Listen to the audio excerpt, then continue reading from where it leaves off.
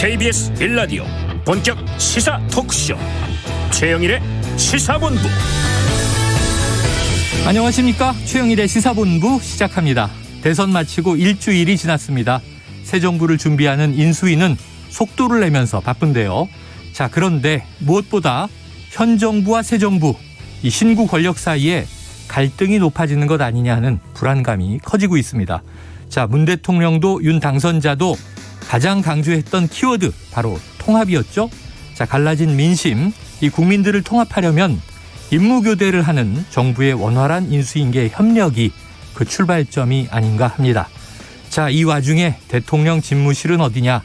여성가족부는 과연 폐지되느냐? 이 새 정부의 코로나 대책과 지원은 어떻게 되느냐? 이 국민 궁금증은 커지고요. 시간이 길어지면 이게 또 논란으로 비화되곤 합니다. 자, 그런데요. 과도기는 원래 혼란스럽기 마련입니다. 자, 인수위는 꼭 전공법으로 갔으면 좋겠습니다. 전문가를 잘 뽑고 정책 우선순위를 잡고 시간을 가지고 이 본안과 대안을 만들어내고 결정하고 추진하는, 자, 결론이 안 났는데 막연한 의지를 먼저 던져버리면요, 이 국민들이 함께 고민하는 문제가 돼버리잖아요. 자, 인수위뿐이겠습니까? 우리의 삶도 그렇죠. 지름길은 없다.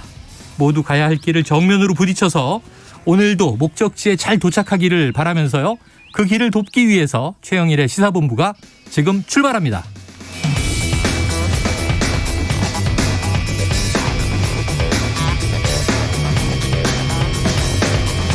네, 1부에서는요, 오늘의 핵심 뉴스를 한입에 정리해드리는 한입뉴스 기다리고 있고요. 2부 10분 인터뷰, 대선 패배 후에 정의당의 쇄신 전략, 박원석 전 정의당 정책위 의장과 이야기를 나눠봅니다. 이어서 각설하고 시즌2 경제본부도 준비되어 있습니다. 한입에 쏙 들어가는 뉴스와 찰떡궁합인 디저트송 기다리고 있으니까요. 오늘 뉴스에 어울리는 노래가 있으면 문자 샵 9730으로 자유롭게 보내주세요. 오늘의 디저트송 선정되신 분께는 커피 쿠폰 보내드립니다. 짧은 문자 50원, 긴 문자 100원입니다.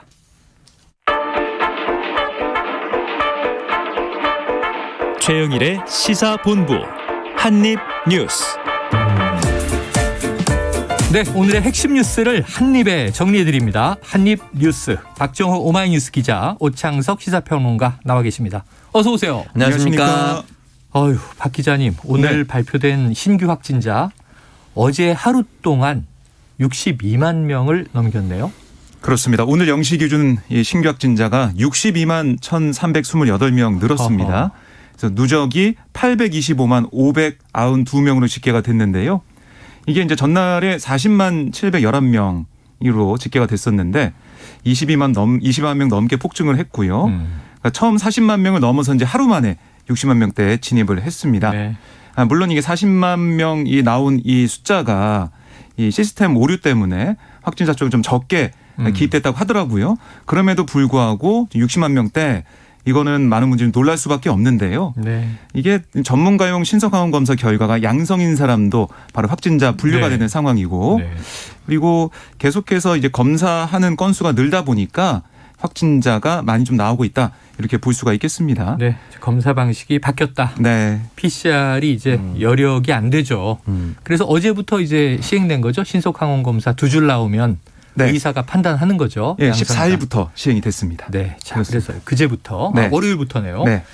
그러니까 이제 숫자는 늘어날 수밖에 없다 싶긴 한데 60만 명대 놀랍습니다. 그리고 이제 사망자 같은 경우도 네. 429명 어제 이제 사망을 했습니다. 그래서 처음으로 400명대를 기록했는데 네. 이게 그 하루 전 보면은 그때가 293명으로 역대 최다 예, 사망자 예. 수였는데 수였는데 이틀 만에 100 가까운 수준으로 증가를 했고요. 어. 위중증 환자 같은 경우도 1,159명으로 열흘 연속으로 네 자릿수가 나오고 있고, 뭐 전날보다는 85명 줄었지만 그만큼 또 사망자가 많이 늘어나서 이거 좀 주의 깊게 봐야 된다라는 지적이 나오고 있고요.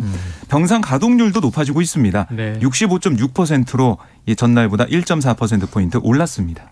병원 현장은 또 지금 이미 포하다 이런 얘기도 나오기 때문에 네. 더 이상 늘지 않았으면 좋겠는데 오평론가님 어떻게 이 방역 당국 정점으로 보고 있습니까? 일단 이 부분에 대해서 많은 전문가들이 1주 내에 정점을 찍고 내려올 것이다라고 얘기를 하고 있는데 지금 이 추이가 60만 명이 나왔기 때문에 네. 그리고 어제에 비해서 20만 명이 늘었지 않습니까? 그렇죠. 그러니까 이 부분이 과연 하루 최다 확진자가 어디까지 올라갈 것인가가 좀 걱정이고 네. 저는 지금 사망자 주간 발생 추이를 보고 있는데 인구 10만 명당 발생률이 2월 셋째 주는 0.6명이었습니다. 네. 근데 이제 4주가 지난 3월 둘째 주는 2.61명으로 4배 이상 증가해버렸어요. 많이 늘었네요. 네. 굉장히 많이 늘었다라고 볼 수가 있는데 중요한 것은 이렇게 이제 가다가 우리가 이제 그냥 공존하는 또는 지금 현재 전체 대한민국 인구 대비 코로나에 한 번이라도 확진된 사람이 전체 인구의 약 14%에서 15% 정도 된다고 합니다. 근데 이게 만약에 한 번이라도 다 걸렸다는 걸 가정했을 때 60%를 넘어야 네. 그러니까 집단 면역이 어느 정도 형성이 네, 됐다 네, 이렇게 네. 얘기를 하고 있거든요. 백신도 맞은 상태에서. 그렇다면 앞으로 훨씬 더 많은 사람들이 이제 확진이 되어야만 끝나는 상황인데 네. 지금 사망자 수는 높아지는데 치명률은 또 어느 정도 방어가 또 되고 있어요. 그러니까 예를 들어서 60세까지는 치명률이 1이 안 됩니다. 그러니까 0.5에서 0.05에서 0.1 정도가 이제 독감 수준이라고 네, 하는데 네, 네.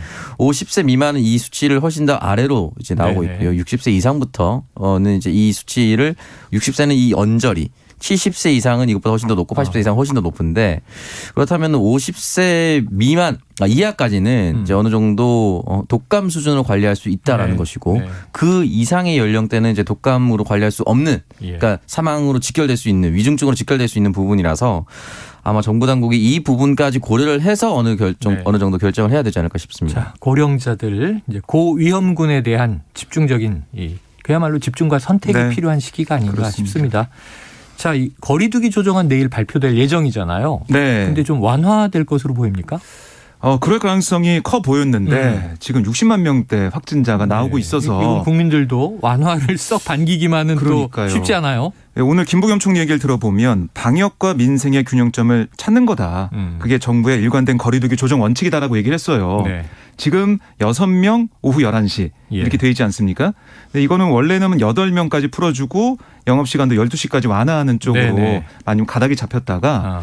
이제는 인원은 그냥 두고 예. 시간을 1시간 더 늘리던 건가 아니면 인원을 두 사람 돌려서 8명까지 가고 시간을 시간은 11시로 그대로 유지하든가 네. 이런 방안이 좀 힘을 얻고 있습니다. 네. 그래도 어쨌든 더 조이기는 어렵고 네. 조금씩 풀어가려는 과정이었는데 많이 풀기도 어렵다. 자, 인원이 6명에서 8명으로 늘고 시간이 그대로냐.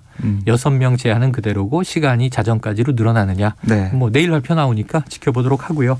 자, 이제 정치권 이슈. 지금 뭐 무엇보다 뉴스는 인수위에서 많이 나오고 있는데 자, 어제 이 대통령과 당선자의 회동이 무산됐잖아요. 네. 이 초유일이라고들 다 하는데 그렇습니다. 자, 그 내용들이 조금씩은 나오는 것 같아요. 결국은 신구 권력 초유의 충돌이다.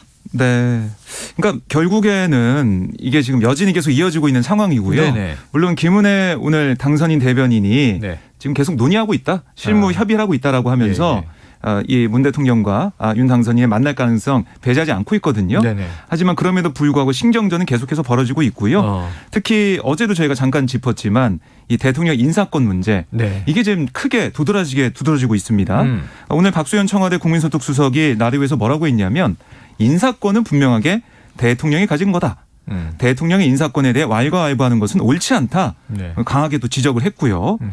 그리고 이 임기 내에 보면 문재인 대통령 임기 내에 보면 한국은행 총재도 있고 뭐 이 공석인 중앙선거관리위원회 상임위원 네. 그 자리가 비는 감사원 감사위원 굵직한 자리가 있어요. 예.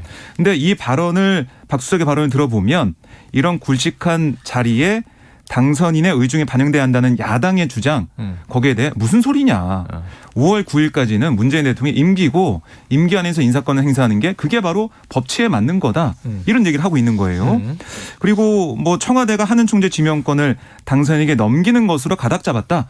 이런 보도가 있었는데 네네. 여기에 대해서도 박 수석이 사실 무근이다. 어허. 정해진 인사권을 문 대통령이 행사하지 않는 것은 상식 밖의 일이다. 이렇게 얘기를 했어요. 네네. 물론 그러면서도 이 문 대통령과 윤 당선인이 만나게 된다면 독대하게 된다면 허심탄회하게 얘기하는 과정에서 변화할 수는 있겠지만 네. 현재로서는 이 원칙대로 가는 거다. 라고 얘기했고요. 뭐 윤호중 민주당 비대위원장도 이 뭐 들어가기도 전에 여론몰이로 이명박 전 대통령 사면 압박하는 모양새 이런 부분과 하더라도 또 그것과 더해서 모든 인사를 중지하고 당선인과 협의해서 하자는 얘기까지 나오는 것은 문제가 있다라는 지적을 했습니다. 하지만 여기에 대한 국민의힘의 반발도 만만치 않은데요. 네네. 오늘 김기현 국민의힘 원내대표 뭐라고 했냐면 아니 5년 내내 공정과 정의에 역주행한 정권이긴 하지만 끝까지 자기 사람 챙기기에만 혈안이 된 정권의 모습 매우 비정상적이다. 최소한의 염치도 없는 것 같아 유감이다. 지금 이야기들이 서로 싸우자는 얘기로 흐르는 것 같아서 저는 네. 심히 좀 저어되는 마음인데 강하게. 저는 예. 비공개로 현 대통령과 차기 대통령이 만나서 이런 얘기 충분히 다 논의할 수 있다고 봐요. 허심탄회, 독대, 이 배석자 없다. 근데 문제는 다 제3자들이 네. 이제 우리 방송인데 이것도 방송에서 얘기를 하고 신문지상에 실리고 국민들은 다 뭐 이 말이 맞아 저 말이 맞아 이러니까 서로 될 일도 꼬이는 거 아닌가 싶은데 오평론가님 이거 어떻게 풀어야 됩니까? 그 어제도 똑같이 말씀드렸는데 네. 임기가 보장된 건 지켜줘야 되고 이 얘기는 모든 게 통용이 되는 것이 대통령의 임기가 5월까지 보장이 되어 있으면 네네. 임면권에 대해서도 5월까지는 충분히 보장을 해줘야 됩니다. 네. 사면권도 그렇고요. 네, 후임 이제 당선자가 요구할 수 있고 서로 협의해서 절충할 수는 있으나 애초에 이거에 대해서 강하게 요구해서 감나라 배나라한 건 월권입니다. 네. 그건 이제 임기를 보장한 것을 뛰어넘는 거니까요. 자신의 임기가 정확하게는 시작이 되지 않은 거고요. 그렇지만 이 부분에 있어서 글쎄 저는 주변 사람들이 이를 더 그르치고 있는 것이 아닌가라는 생각이 네네. 드는 것이 이렇게 세게 얘기하면 일단 첫 번째는 기존에 청와대에 있는 사람들이 더 기분 나빠할 수밖에 없어요. 그렇죠. 그리고 두 번째는 이걸 노리고 하는지는 잘 모르겠지만 당선인님 보십시오. 저 이렇게 세게 하고 있습니다. 저 이렇게 충성 다하고 있어요. 충성 경쟁. 네, 제 이름 보이시죠? 제가 계속 하고 있어요. 제가 압박하고 있어요. 이렇게 세게 던져놓으면 당선인님이 가서 축 타협하는 멋진 대인배의 모습을 보여주시면 저는 그것만 해도 만족합니다. 라는 생각을 가지고 움직일 수도 있다는 겁니다. 이분이 또 조직 심리를 잘하네요. 처세를. 그래서 같은 집단 내에는 늘 굿캅과 배드캅의 역할을 있는데 그러네요. 핵관이라는 사람들이 현재는 배드캅의 역할을 하려고 하는 건지 네. 아니면 진짜 압박을 하는 것인지는 좀 지켜봐야 할 건데 일단 저는 대통령과 당선인이 만나서 이야기를 한다면 왜냐하면 결국 이제 한국은행 총재 같은 경우 4년의 임기인데 네. 3월 말 지명하면 4월 1일부터 임기를 시작한다고 하면은 다음 윤석열 대통령과는 임기를 모두 같이 보내야 하는 거고 그리고 문재인 대통령 입장에서 한국은행 총재를 이상한 사람을 앉혀서 다음 정권이 잘 안 되길 바라는 마음을 가지고 있지는 않을 거예요. 설마. 이건 말이 안 되는, 이거 기본적으로 말이 안 되는 거예요. 네. 국민을 위해서 일하는 대통령이기 때문에 충분히 논의하고 충분히 타협할 수 있습니다. 네네. 그렇기 때문에 이 부분에 대해서는 서로 허심탄회하게 얘기할 수 있는 시간을 좀 빨리 마련했으면 좋겠습니다. 네, 이 관료란 우리가 또 때론 영혼이 없다 이렇게 비난하지만 이 보수냐 뭐 진보냐 이런 이념에 상관없이 국가의 살림을 챙기잖아요. 네. 오늘 아침에도 홍남기 경제부총리 비상경제대책회의를 하시던데 네. 보면은 다 박근혜 정권 때도 일을 했었고 MB 정권 때도 일을 해왔던 또 이 참여정부부터 이제 성장형 관료들이란 말이죠. 네. 대한민국의 자산이다. 이념과 정파로 갈라치지 않았으면 좋겠다. 그러니까 이번 기회에 그러니까 이게 이제 정권이 바뀔 때마다 반복되어 온 그런 일이잖아요. 네, 항상 대통령 임기가 필요하죠. 5년이니까. 5년마다 보는 일이죠. 그러니까요. 그러니까 이게 이 각자의 주장이 어떻게 보면 일리는 있어요. 다 일리가 있어요. 예, 국민의힘 쪽에서도 아니 지금 앞으로 임기 2, 4년짜리 이런 인사를 지금 임명으로 하면 어떻게 하냐. 네. 지금 새로 들어설 정부와 철학이 맞아야지. 이것도 일리가 있거든요. 네. 그러니까 이걸 어떻게 조정할지 이거를 글쎄요. 이 법으로 만들어야 될까 아니면 좀 어떻게 뭐 조약이나 이런 걸로 만들어 놔야 될까 모르겠지만 계속 반복되는 문제는 이번에 좀 해결하고 갔으면 좋겠다. 그래요. 이런 생각도 듭니다. 자, 저는 우리 오평론가님 이 분석력을 보니까 이 직장 생활 잘하겠다 이런 생각을 했는데 청취자분들은 밀당의 귀재 연애 참 잘하실 것 같아요. 이런 이제 평이 주류인 것 같습니다. 그런데 지금 청와대와 인수위 간에 또 하나의 진실 공방이 벌어졌으니 지금 집무실 이전 논란이잖아요. 광화문 시대냐 용산 시대냐 여러 가지 얘기를 어제까지 또 전해드렸고 이어지고 있는데 자 이게 지금 청와대 구중궁궐 표현도 나왔지만 이 비서동과 대통령 집무실 사이의 거리가 길다는 거잖아요. 네. 그래서 윤 당선인 측은 청와대를 지금 이제 쓸 수 없는 문제 이유 중에 하나로 한참 걸린다 이런 표현을 썼고 지금 청와대에 있는 박수현 이 수석이나 탁현민 또 네. 선임 행정관은 1분 안에 간다 이렇게 주장을 내놨어요. 뭐가 맞아요? 가까이 있는 게 지금 맞습니다. 그러니까 왜냐하면 이 원래 집무실과 비서동이 떨어져 있죠. 네, 떨어져 있죠. 차 타고 가야 되고 지금 뭐 여민관? 그래요. 그렇습니다. 네. 떨어져 있는데 중요한 건 뭐냐면 지금 문재인 대통령 같은 경우는 이 비서동에 내려와서 집무실을 같이 거기서 쓰고 있어요. 아, 그럼 여민관 내에 대통령 방이 또 있는 그렇습니다. 거죠? 그래서 이 탁현민 뭐 비서관도 얘기를 했지만은 뭐 뛰면 30초, 걸으면 57초 이렇게 얘기하고 박수현 수석도 오늘 1분 안에 참모들이 대통령 볼 수 있다 이렇게 얘기를 했단 말이죠. 네네. 이거는 사실이고요. 결국에는 오늘 뭐 김은혜 윤석열 당선인 대변인도 이게 너무 멀다. 비서동에서 대통령 집무실까지 올라가는데 상당한 시간이 걸린다. 건물이 달라서 그렇죠. 15분 걸린다. 걸어서 네. 이렇게 얘기를 했는데. 그래서 이게 좀 문제다라고까지 오늘 아침에도 얘기했던데 네. 이거는 현재 상황과 맞지 않다.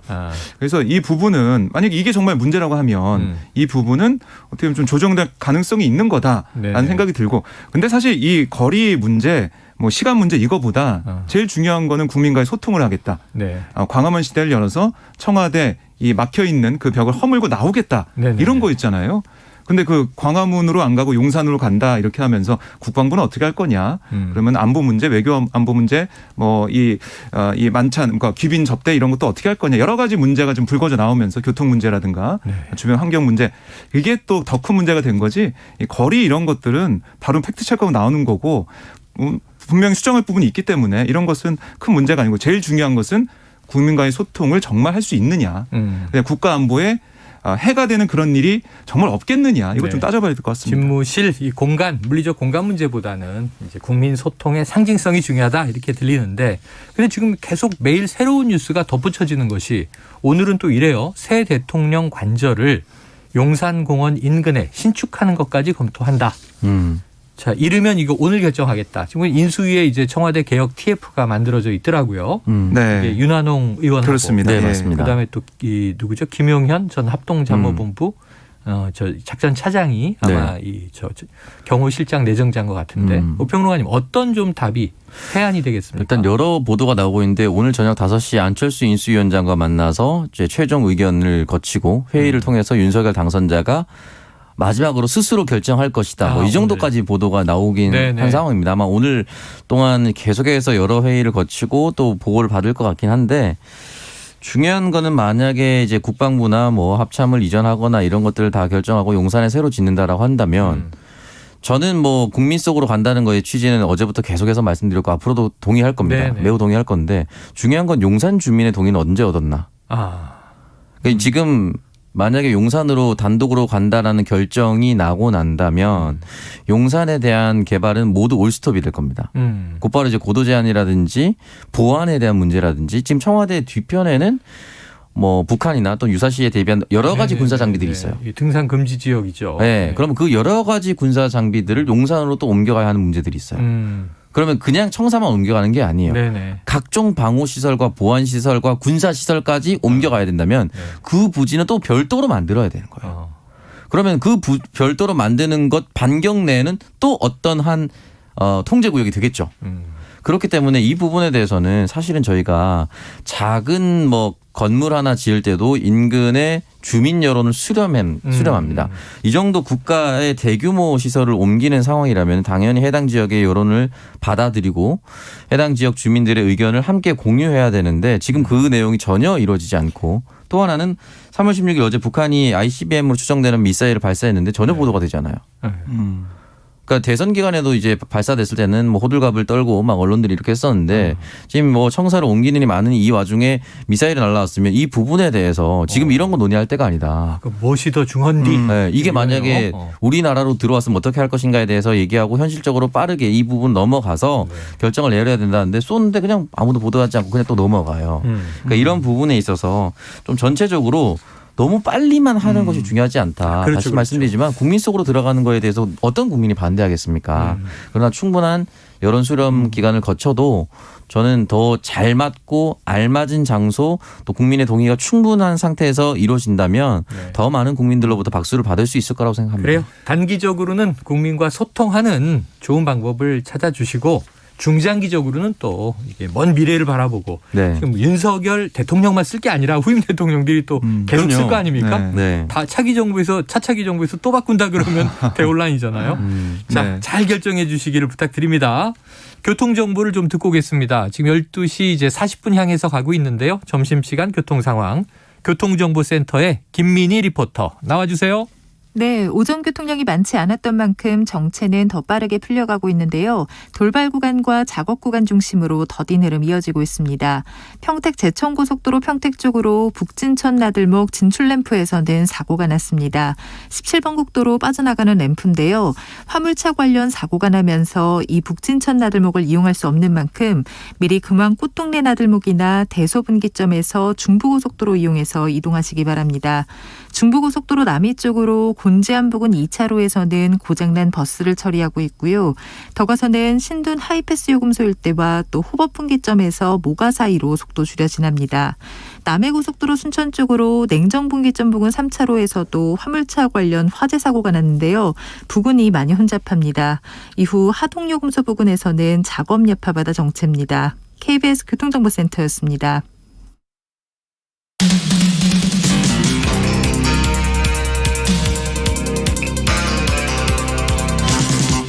최영일의 시사본부.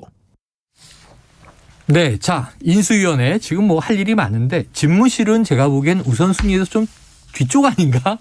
근데 제일 지금 앞에 나와 있는 제일 앞에 나와 있어서 과제처럼 보입니다. 1호 사업 이러다 보니까 논란이 큰 건데 뭐 어제도 다뤘습니다만 여성가족부 어떻게 될 건지 등등 결정할 게 많잖아요. 네. 자 인수위가 이번 주 안에 인선 마무리한다고 그랬는데 네. 지금 현판식이 예정돼 있다고요? 네, 오늘 이제 인수위 인선이 완료가 됐고요. 24명. 네, 이르면 내일 오전에 현판식이 진행될 예정입니다. 네. 오늘 이제 인선된 인선을 잠깐 살펴보면 일자리 창출과 규제 혁파, 부동산 같은 산업 정책을 담당하는 경제 2분과 간사에 네. 이창양 카이스트 경영공학부 교수가 임명이 됐고요. 또 과학기술교육분과 간사에는 국민의힘의 박성중 의원 네네. 지금 임명이 됐습니다. 사회복지문화분과 간사에는 국민의힘의 이미자 의원이 임명이 됐는데요. 그리고 또 눈에 띄는 부분이 인수위 대변인이에요. 인수위 대변인이 지난 대선 당시에 국민의당 대선 후보였던 안철수 인수위원장 공동선대위원장을 지낸 네. 신용형 전 의원이 맡게 됐습니다. 이분이 대변인이에요? 그렇습니다. 이분 물리학자 아니에요? 과학 쪽으로 네네. 가지 않을까 싶었는데 과학기술교육분과 가지 않을까 싶었는데 대변인으로 갔습니다. 이것도 좀 눈에 띄는 인사고 그래서 어쨌든 이렇게 인사가 좀 마무리됐고 여기에 대한 평가는 계속 나오겠지만 어쨌든 안철수 위원장 얘기를 들어보면 세계 최고 수준 업적 가진 분을 중심으로 인수위를 인선했다 이렇게 자평을 하고 있는 상황입니다. 네. 자, 오평님. 네. 인수위원 인선 완료됐는데 어떻게 평가하십니까? 저는 일단은 뭐 인수위 위원회는 잘 꾸려 나가고 있다라고 저는 생각이 들고요. 네네. 그리고 문재인 정권에서도 크게 반대할 수 없는 인물도 들어왔습니다. 예를 들어서 이제 경제 2분과 간사로 들어간 유흥환 전 SK혁신그룹장. 네네. 이분은 제19대 대통령 선거 문재인 후보 캠프에서 일자리위원회 본부장 4차 산업분과 공동위원장으로 활동했어요. 네네. 그렇기 때문에 이분이 이제 윤 당선인의 인수위로 들어갔기 때문에 적어도 이분에 대해서는 그 어떤 사람도 민주당 사람들은 비판할 수 없지 않을까요? 네네. 뭐 예를 들어서 물론 이제 인수위원을 비판하는 뭐 일을 굳이 하지는 않겠지만 전체적으로 이제 인수위 인선에 대한 부분은 뭐 대체적으로 괜찮았다라고 볼 수가 있고요. 저도 좀 놀랬던 게 이제 신용현 전 의원이 이제 대변인으로 발탁이 된 부분이 조금 신기하긴 한데 그러나 이제 대변인이라는 자리도 사실 능숙해야 되기 때문에 수석 부대변인으로 임명된 SBS 보도 논술위원 원일이 논설위원과 합을 좀 많이 맞춰야 되지 않을까라는 생각이 듭니다. 이건 아무래도 이제 대변인이라는 상징적인 자리에 안철수 국민의당 당대표의 그러니까 국민의당과 함께 하겠다라는 그런 의지 이런 것들을 좀 더 많이 내세운 것이 아닌가. 그러니까 전면에 많은 걸 떼어내줬다라고 볼 수가 있는 것이고 김대중 대통령이 집권했을 때도 경제분과 같은 경우에는 당시 자민련 부총재였던 김용환 의원이 뭐 이규성 재무부 장관 그리고 초대 금감위원장이었던 이현재 이런 사람들을 자신의 사람들로 이제 좀 채우게끔 김대중 대통령이 뭐 용인을 했거든요. 함께 발맞춰 갔단 말이죠. 그런 부분에 있어서 적어도 인수위까지는 그래도 안철수 후보와 뭐 잡음 없이 많은 것을 헐어내서 함께 해주고 있다라고 좀 볼 수가 있습니다. 지금 민감한 시기이기 때문에 인수위까지는 그럼 불안해요. 왜냐하면 내가까지 공동정부로 가야 되는 게 목표니까. 네, 그래서 그러니까 이제 인수위는 네. 한시적인 조직이고. 네. 그래서 인수위원의 활동 결과 네. 초기 내각과 인수위 이후까지도. 네, 이후까지도 잘 발맞춰 나간다라고 했을 경우에는 적어도 국민들 특히나 이제 윤석열 후보와 안철수 후보가 단일화했을 때 반감을 가졌던 분들까지도 네.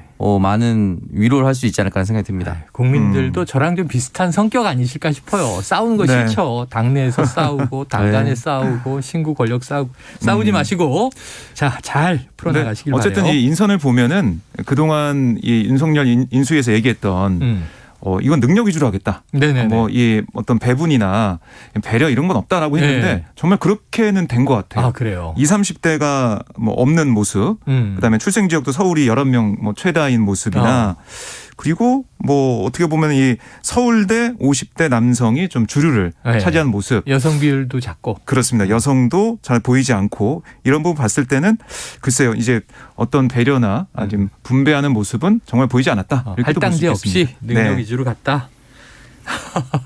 그러면 서울 뭐 50대 남자만 능력 있다는 것처럼 들리잖아요. 그런가요? 네. 그렇죠. 자, 지켜보도록 하겠습니다. 자, 어떻게 될지. 이재명 지난 대선에 패배한 민주당 후보 대외 활동 시작했습니까? 네. 그러니까 어제 그러니까 이 선대위 해단식 이후에 6일 만에 좀 네. 외부 일정을 가졌습니다. 근데 이게 이 대선 낙선 인사를 하던 네. 가운데 차량에 지어 숨진 당원의 빈소를 찾았어요. 평택을 시의원 비례대표 출마 예정자 A씨의 빈소를 방문했는데요. 뭐 여기서 A씨 영장 앞에 분향한 다음에 유가족들을 위로하고 곧바로 뭐 자리를 떠났습니다. 그래서 거기서 뭐 어떤 뭐 정치적인 메시지나 이런 것들은 없었고요. 이 유족들을 향해서 가슴 아픈 일이다, 미안합니다. 이런 A씨에 대한 추모의 뜻을 밝혔는데요. 네. 어쨌든 이 6일 만에 외부 일정이기도 하고 또 최근 당 일각에서 제기되고 있는 비대위원장 등판 요구나 지방선거 역할론 이런 게 좀 불거져 있기 때문에 관심이 좀 모아진 그런 상황이었습니다.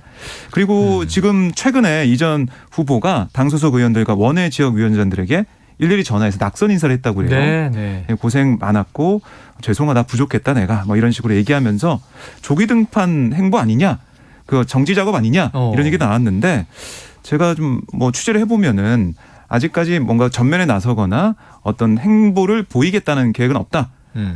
낙선 인사 전화 드린 것뿐이다. 이렇게 선을 긋고 있습니다. 자, 비록 패했지만 어쨌든 뭐 수많은 진짜 에너지가 총력으로 모였던 거잖아요. 네. 거기에 대한 이제 감사 인사를 전한 것이다.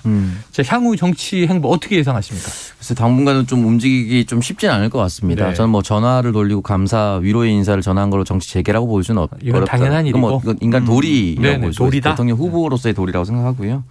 지방선거 때까지는 자맹을 이어갈 수 있지 않을까. 그러나 지방선거 본 그 선거 유세 기간 동안에는 특정 지역은 뭐 유세 정도는 도움을 줄 수 있겠지만 그 전까지 어떤 직책을 맡기는 좀 쉽지 않을 것이다. 왜냐하면 지방선거는 현재 지형상 굉장히 민주당에게 불리합니다. 근데 직책을 맡으면은 또 한 번 패배를 안겨주는 것이기 때문에 좀 쉽지 않을 것 같고 그 이후를 좀 내다보지 않을까라는 생각이 듭니다. 자, 지금 민주당 비대위 체제인데 여기에 대해서 뭐 윤호중 비대위원장에 대한 또 뭐 사퇴 요구도 나오고 그랬어요. 그리고 오늘 지금 더민초 회의가 예정돼 있는 겁니까? 네, 오늘 2시에 지금 예정이 되어 있고요. 네네. 그다음에 오늘 오전에는 재선 의원들과 윤호중 위원장이 만났습니다. 재선 의원들을 만났고. 그렇습니다. 계속 이제 만나고 있는 상황이에요. 이 와중에 지금 민형배 의원과 최입의 전 의원 언쟁이 오갔다는 게 무슨 얘기입니까?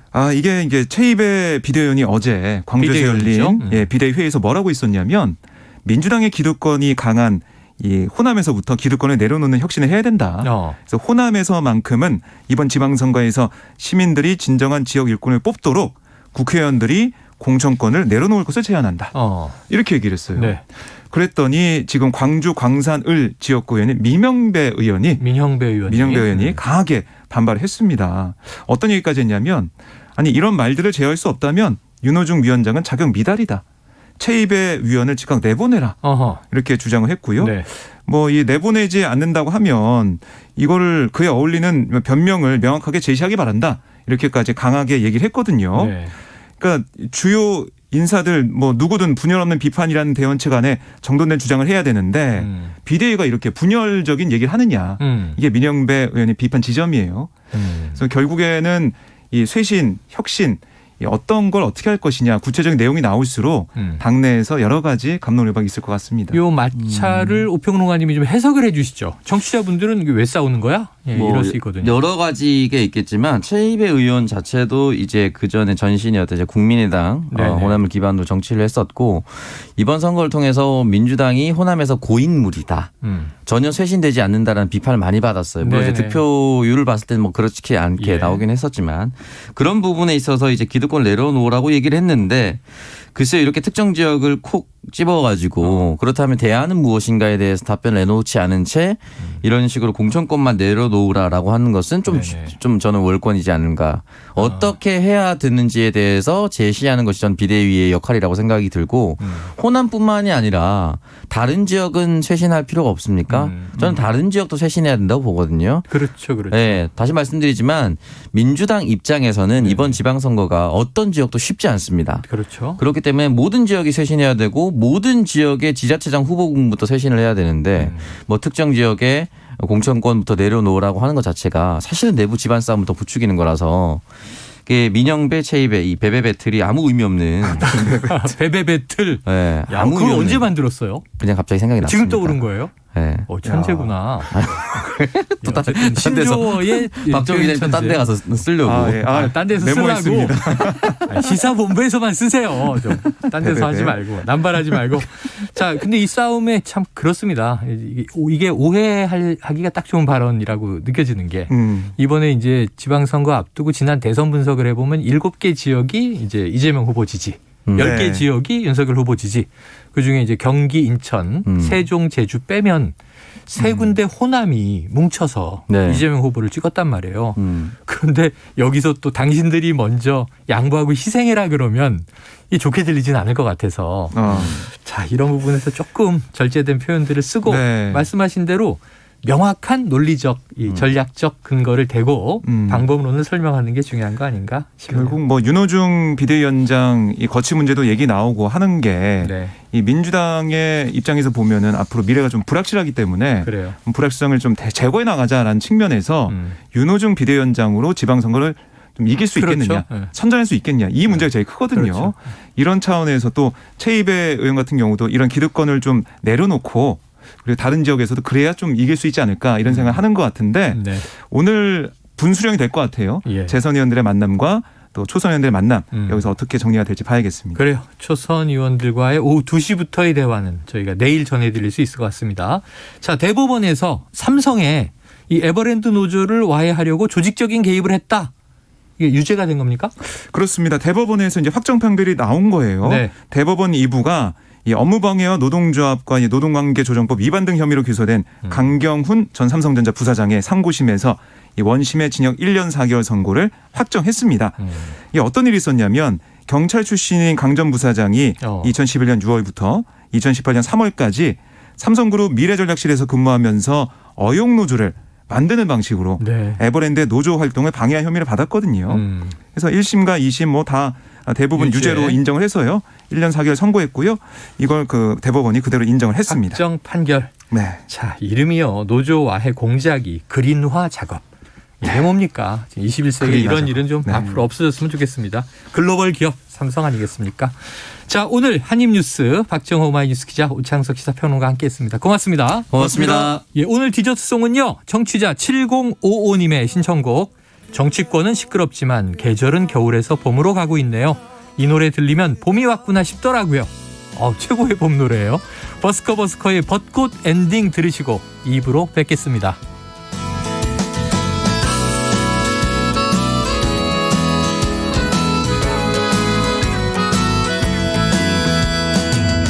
오늘은 우리 같이 걸어요 이 거리를 밤에 들려오는 자작노래 어떤가요 몰랐던 그대와 단둘이 손잡고 알 수 없는 이 떨림과 둘이 둘이 걸어요. 봄바람이 날리며 흩날리는 벚꽃잎이 울려 퍼질 이 거리를 둘이 걸어요. 봄바람이 날리며 흩날리는 벚꽃잎이 울려 퍼질 이 거리를 둘이 걸어요. yeah.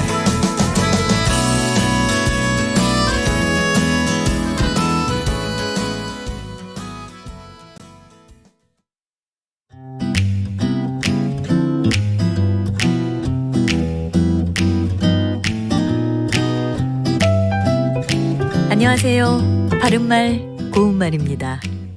우리말에 구멍 보고 쐐기를 깎아라 라는 속담이 있습니다. 무슨 일이고 간에 조건과 사정을 보아가며 거기에 알맞는 일을 해야 함을 비유적으로 이르는 말인데요. 구멍이라고 하면 이 속담에서처럼 뚫어지거나 파낸 자리를 뜻할 때가 많습니다. 하지만 그 외에도 빠져나갈 구멍이 없다와 같이 구멍이 어려움을 헤쳐나갈 길을 비유적으로 이르는 말로 쓰이기도 하고요. 사건 수사에 구멍이 뚫렸다처럼 허점이나 약점을 가리키기도 합니다. 구멍이란 말이 들어간 표현도 상당히 많은데요. 그중에서 몇 가지를 소개해드리면 먼저 창구멍이란 것이 있습니다. 이것은 창을 설치하기 위해서 낸 구멍이라는 뜻도 있지만 이불이나 버선 따위를 지를 때 안팎을 뒤집어 빼내기 위해서 꿰매지 않은 부분을 가리키기도 합니다. 또 하늘구멍은 가려진 것의 틈으로 내다보이는 하늘의 부분이라는 뜻도 있고요. 덮였던 구름이 갈라지면서 나타나는 하늘의 작은 부분이라는 뜻도 있습니다. 그리고 글구멍은 글이 들어가는 머리 구멍이라는 뜻으로 글을 잘 이해하는 지혜를 이르는 말입니다. 예를 들어서 울적한 심사가 굴구멍을 막았던지 도무지 책이 눈에 들어오지 않았다. 이렇게 표현할 수 있습니다. 바른말 고운말 아나운서 변희영이었습니다.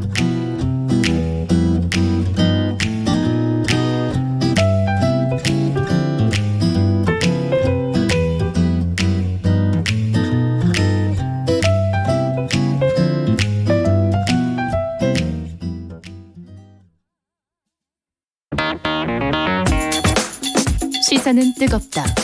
조직적으로 움직였다는 의심이 드는 사건입니다. 아니 정치 권력이 더 두 번째는 세죠. 뭐냐면 정말 진짜 그건 지금 김영남 의원 때론 차갑게 식혀야 할 때도 있다. 그러니까 너는 죄가 있어. 이렇게 판단하는 건 잠시만요. 그만 문제라고. 네, 잠깐 끊고 가겠습니다. 시사는 시원하다. 이처럼 소가 화장실을 이용하면 배설물을 한 곳에서 처리할 수 있으니까 온실가스 배출량을 획기적으로 줄일 수 있다고 하는군요.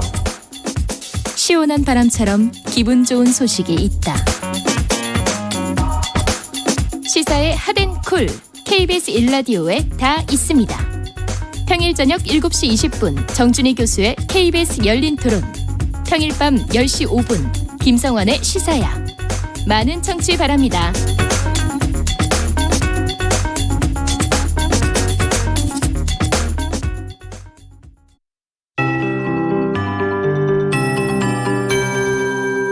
KBS 58분 날씨. 오늘과 내일 봄비치고는 꽤 많은 비가 오겠습니다. 새벽부터 비가 내린 강릉 속초는 6에서 8mm 이상의 강수량을 기록하고 있는데요. 낮 동안 영동과 충청, 남부지방에 오다가 밤부터는 서울을 포함한 전국으로 확대하겠습니다. 대부분 내일 아침에, 제주도는 내일 오후에 그치겠지만 토요일인 모레 다시 전국적으로 비가 오겠습니다. 이번 비는 주로 해안 지역에 집중되면서 강풍을 동반하겠습니다. 내일까지 제주도에 80에서 많게는 100mm가 넘게 올 텐데 밤사이 시간당 20mm 이상으로 강하게 쏟아지겠고요. 동해안과 남해안에 10에서 40mm, 그 밖에 전국은 5에서 20mm 정도 오겠습니다. 기온이 낮은 강원 산지는 최대 30cm의 눈이 예상돼 대설주의보가 내려졌고요. 경북 북동 산지도 오후에 눈발이 굵어져 특보가 내려질 가능성이 있습니다. 해안 지역은 밤부터 강한 비바람에 유의해 주셔야겠습니다. 오늘 한낮엔 서울, 광주 16도, 대전 11도, 강릉 7도 등 비가 일찍 시작한 지역은 낮에도 선선하겠고요. 내일 낮부터 기온이 떨어지며 주말엔 다소 쌀쌀하겠습니다. 지금 중서부는 미세먼지가 짙은데 오후부터는 공기도 깨끗해지겠습니다. 지금 서울의 기온 14.7도입니다. 박다효입니다.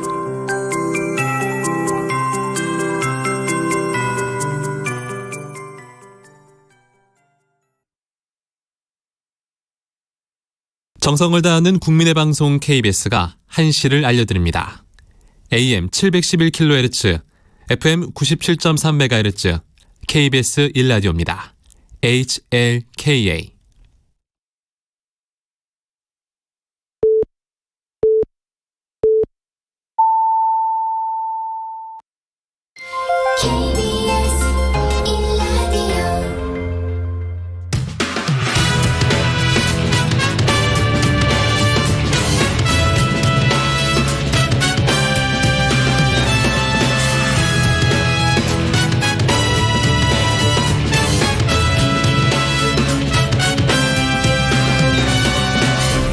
KBS 1라디오 최영일의 시사본부.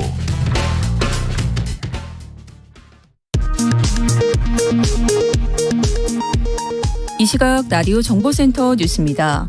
코로나19 신규 확진자가 하루 만에 20만 명이 넘게 늘어나 62만 명대로 최고치를 기록한 가운데 의료 체계도 한계 상황에 놓일 수 있다는 우려가 나오고 있습니다. 내일 새 거리두기 조정안 발표를 앞두고 있는 정부는 추가 완화 여부를 놓고 고심 중입니다. 정부가 미국 중앙은행인 연준이 기준금리 인상을 발표한 것에 대해 국내 금융시장이 받을 영향은 제한적이라고 평가했습니다. 다만 금융시장 불안에 대비하고 시장 변동성이 커질 경우 한국은행과 적극적으로 공조하겠다고 밝혔습니다. 금융감독원은 우크라이나 사태 등으로 원자재 시장의 변동성이 커지면서 원자재와 연계된 상장지수 증권 ETN과 상장지수 펀드 ETF에 대한 소비자들의 각별한 주의를 당부했습니다.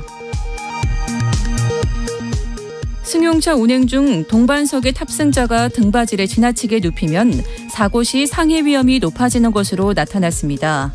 한국소비자원은 보험개발원과 공동으로 차량 충돌 시험을 한 결과 이같이 나타났다고 밝혔습니다. 지금까지 라디오 정보센터 뉴스 정한나였습니다.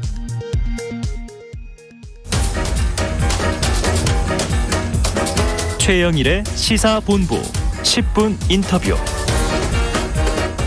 네, 화제의 이슈를 콕 짚어보는 10분 인터뷰 시간입니다. 정의당이 대선 패배를 딛고 어떻게 진보의 가치를 지키며 쇄신할 것인가, 6.1 지방선거의 전략은 무엇인가 들어보는 시간을 갖겠습니다. 박원석 전 정의당 정책위 의장님 스튜디오에 직접 나와 계십니다. 어서 오세요. 네, 안녕하세요. 네. 오랜만에 뵙는데. 네, 오랜만에 뵙습니다. 기대가 큽니다. 별 말씀을요. 네. 앞으로 갈 길이 또 험난해요. 자, 정의당 20대 대선 결과 심상정 후보가 마지막 토론에서 3배는 더 나오고 싶다. 네. 2자릿수 찍었으면 좋겠다. 이 절규 같은 호소가 귀에 쟁쟁해요. 네. 근데 기대에 비해선 저조한 성적이 나왔습니다. 네. 민심 어떻게 진단하세요? 일단은 뭐 정의당의 현재에 대한 그리고 심상정 후보의 현재에 대한 민심의 좀 냉정한 평가다 이렇게 받아들이고 있고요. 네. 5년 전 대선하고 비교하면 그때는 어쨌든 대선판 자체가 어떤 진보적인 에너지가 넘치던 대선이었어요. 네. 탄핵 이후에 진짜 나라다운 나라를 만들어보자. 그래서 정의당에 대해서도 당장의 수권은 아니지만 미래에 좀 성장했으면 좋겠다. 이 정치 세력이. 이제 이런 기대를 6.17%의 표로 보여줬는데 이번 대선은 그에 비해서 뭐랄까요, 좀 퇴행적인 분위기가 굉장히 강했고 이게 최선을 가리기보다는 뭐 최악을 막기 위한 대선이라고 흔히 얘기하잖아요. 네. 그리고 진영 구도도 워낙 세지고 그러다 보니까 정의당이 운신할 수 있는 폭이 좁았던 것도 사실이고요. 또 그만큼 정의당이 지난 5년의 기간 동안에 과거에 그 지난 대선에서 국민들이 보내주셨던 미래에 대한 기대 이거를 충족시키지 못한 게 결국 이제 저조한 그 평가를 받은 결과가 아닌가 싶습니다. 냉정한 평가다 이렇게 인정을 하셨습니다. 자, 2030 청년층의 이탈이 두드러졌다. 물론 이게 전 양대 결집에 좀 전략 투표의 영향도 있었겠습니다만 어떤 요인 크게 보세요? 지금 말씀하셨던 그 요인이 있고요. 제일 크고. 그 사실은 그 지난 대선만 해도 네. 2030 청년을 호명하는 대선 후보는 정의당의 심상정 후보밖에 없었는데 예. 이번에 이제 모든 당의 후보들이 이걸 호명을 했어요. 다 청년이야. 2030이 청년이었어요. 중요해진 거죠. 캐스팅 맞아요, 보트로서의 맞아요. 가치도 높아지고. 네. 이제 그렇다 보니까 말씀하신 대로 이제 표 쏠림 현상이 막판에 나타난 것도 있고요. 저는 이건 예견됐던 상황이라고 봅니다. 아, 그래요. 근데 예견됐던 상황인데 그 상황을 뚫지 못한 결국에는 정의당의 내적 한계. 네. 이게 이제 결국은 청년들로부터도 좋은 평가를 받지 못한 게 원인이 아닌가 싶고 특히 이제 2030 그 청년이 성별로 네. 정치 성향이 좀 많이 다르게 나타났잖아요. 네, 이번에. 맞습니다. 그건 사실은 뭐 대한민국 정치권 전체에게 숙제 같은 저는 문제라고 봐요. 근데 그 점에 있어서 정의당도 뾰족한 어떤 해법이나 대안을 찾지 못하고 네. 어떻게 보면 마지막에 기댈 수 있는 곳은 이제 2030 여성뿐이다. 예. 그렇게 해서 그 캠페인을 집중적으로 벌였으나 그게 이제 전략 투표를 넘어서기에는 한계가 있었던 것 같습니다. 그래요. 자, 그럼에도 대선 개표 전후로 자 12억 원의 후원금이 들어왔다 이렇게 발표가 됐어요. 이 후원금, 이 뭐 돈의 액수나 그 숫자를 떠나서 어떤 의미로 받아들이십니까? 뭐 우선은 감사드리고요. 네. 이게 이제 개표하고 있는 와중에 들어온 후원금입니다.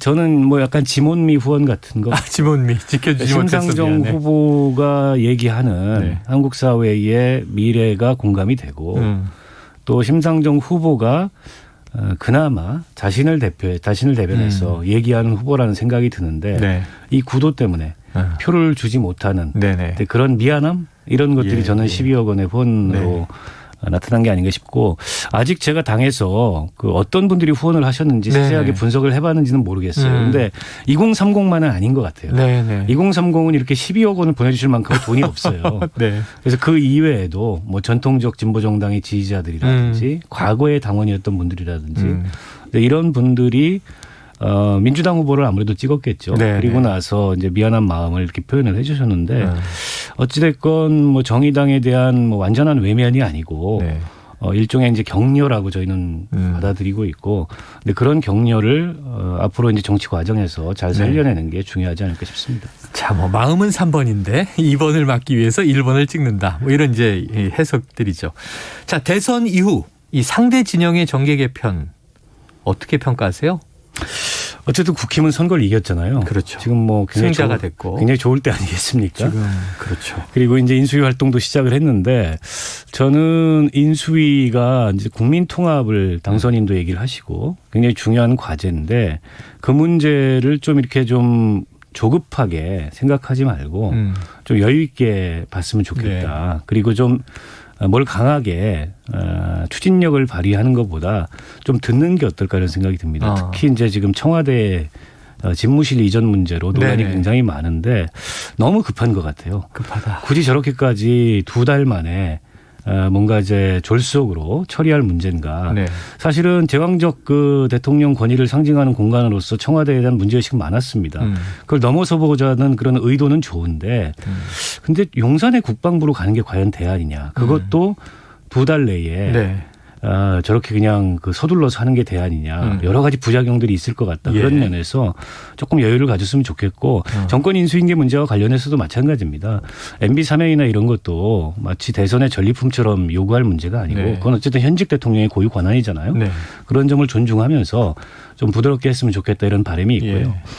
민주당은 지금 비대위 논란이 좀 있잖아요. 그렇죠. 윤여정 비대위원장. 그러니까 이건 바꿔 말하면 그런 거죠. 국민의힘이 선거를 졌는데 가령. 윤핵관이라는 분들이 비대위원장을 하는 거하고 똑같은 상황이에요. 국민들이 별로 그렇게 납득이 안 될 것 같아요. 지지자들도. 그렇게 비유하니까 느낌이 팍 오네요. 네, 지지자들도 그렇고. 그래서 아마 뭐 민주당이 그래도 집권도 여러 번 했고 저력이 있는 정당이기 때문에 잘 수습하고 극복해 나갈 거라고 보지만 아무튼 그게 너무 이제 길어지면 지방선거에도 악영향이 있을 테니까 빨리 잘 됐으면 좋겠습니다. 그래요. 지금 뭐 청와대 집무실 이전 언급해 주셨으니까 지금 군사 전문가죠. 김종대 전 의원 이거 헛소리다 이렇게 강한 비판을 했어요. 저도 아침에 통화를 했어요. 세게 그 페이스북에 썼길래. 근데 김종대 의원의 얘기를 들어보니까 일리가 있어요. 아, 그래요? 왜 그러냐면 거기 이제 국방부 합참 있잖아요. 그렇죠. 여기가 이제 전쟁 지휘 그 지도부고 본부 그리고 한미 연합 작전도 거기서 다 수행을 하고 또 전시에 군사 정보 그 위성으로부터 오는 이것도 분석하는 기능을 네네. 갖고 있고 그리고 여러 가지 저 방어 시설들을 갖고 있어요. 장비와 근데 시설. 그게 다 순식간에 해산되면서 안보 체계에 상당한 혼란이 올 수 있고 네네. 김종대 의원도 저랑 뭐 생각하는 대안이 비슷한데 오히려 청와대의 약간 폐쇄적 경호 수준을 좀 낮춰서 대통령이 본관을 버리고 네. 이쪽 그 비서동으로 나오셔서 여민관에서 아예 집무하고 비서동을 리모델링하고 네.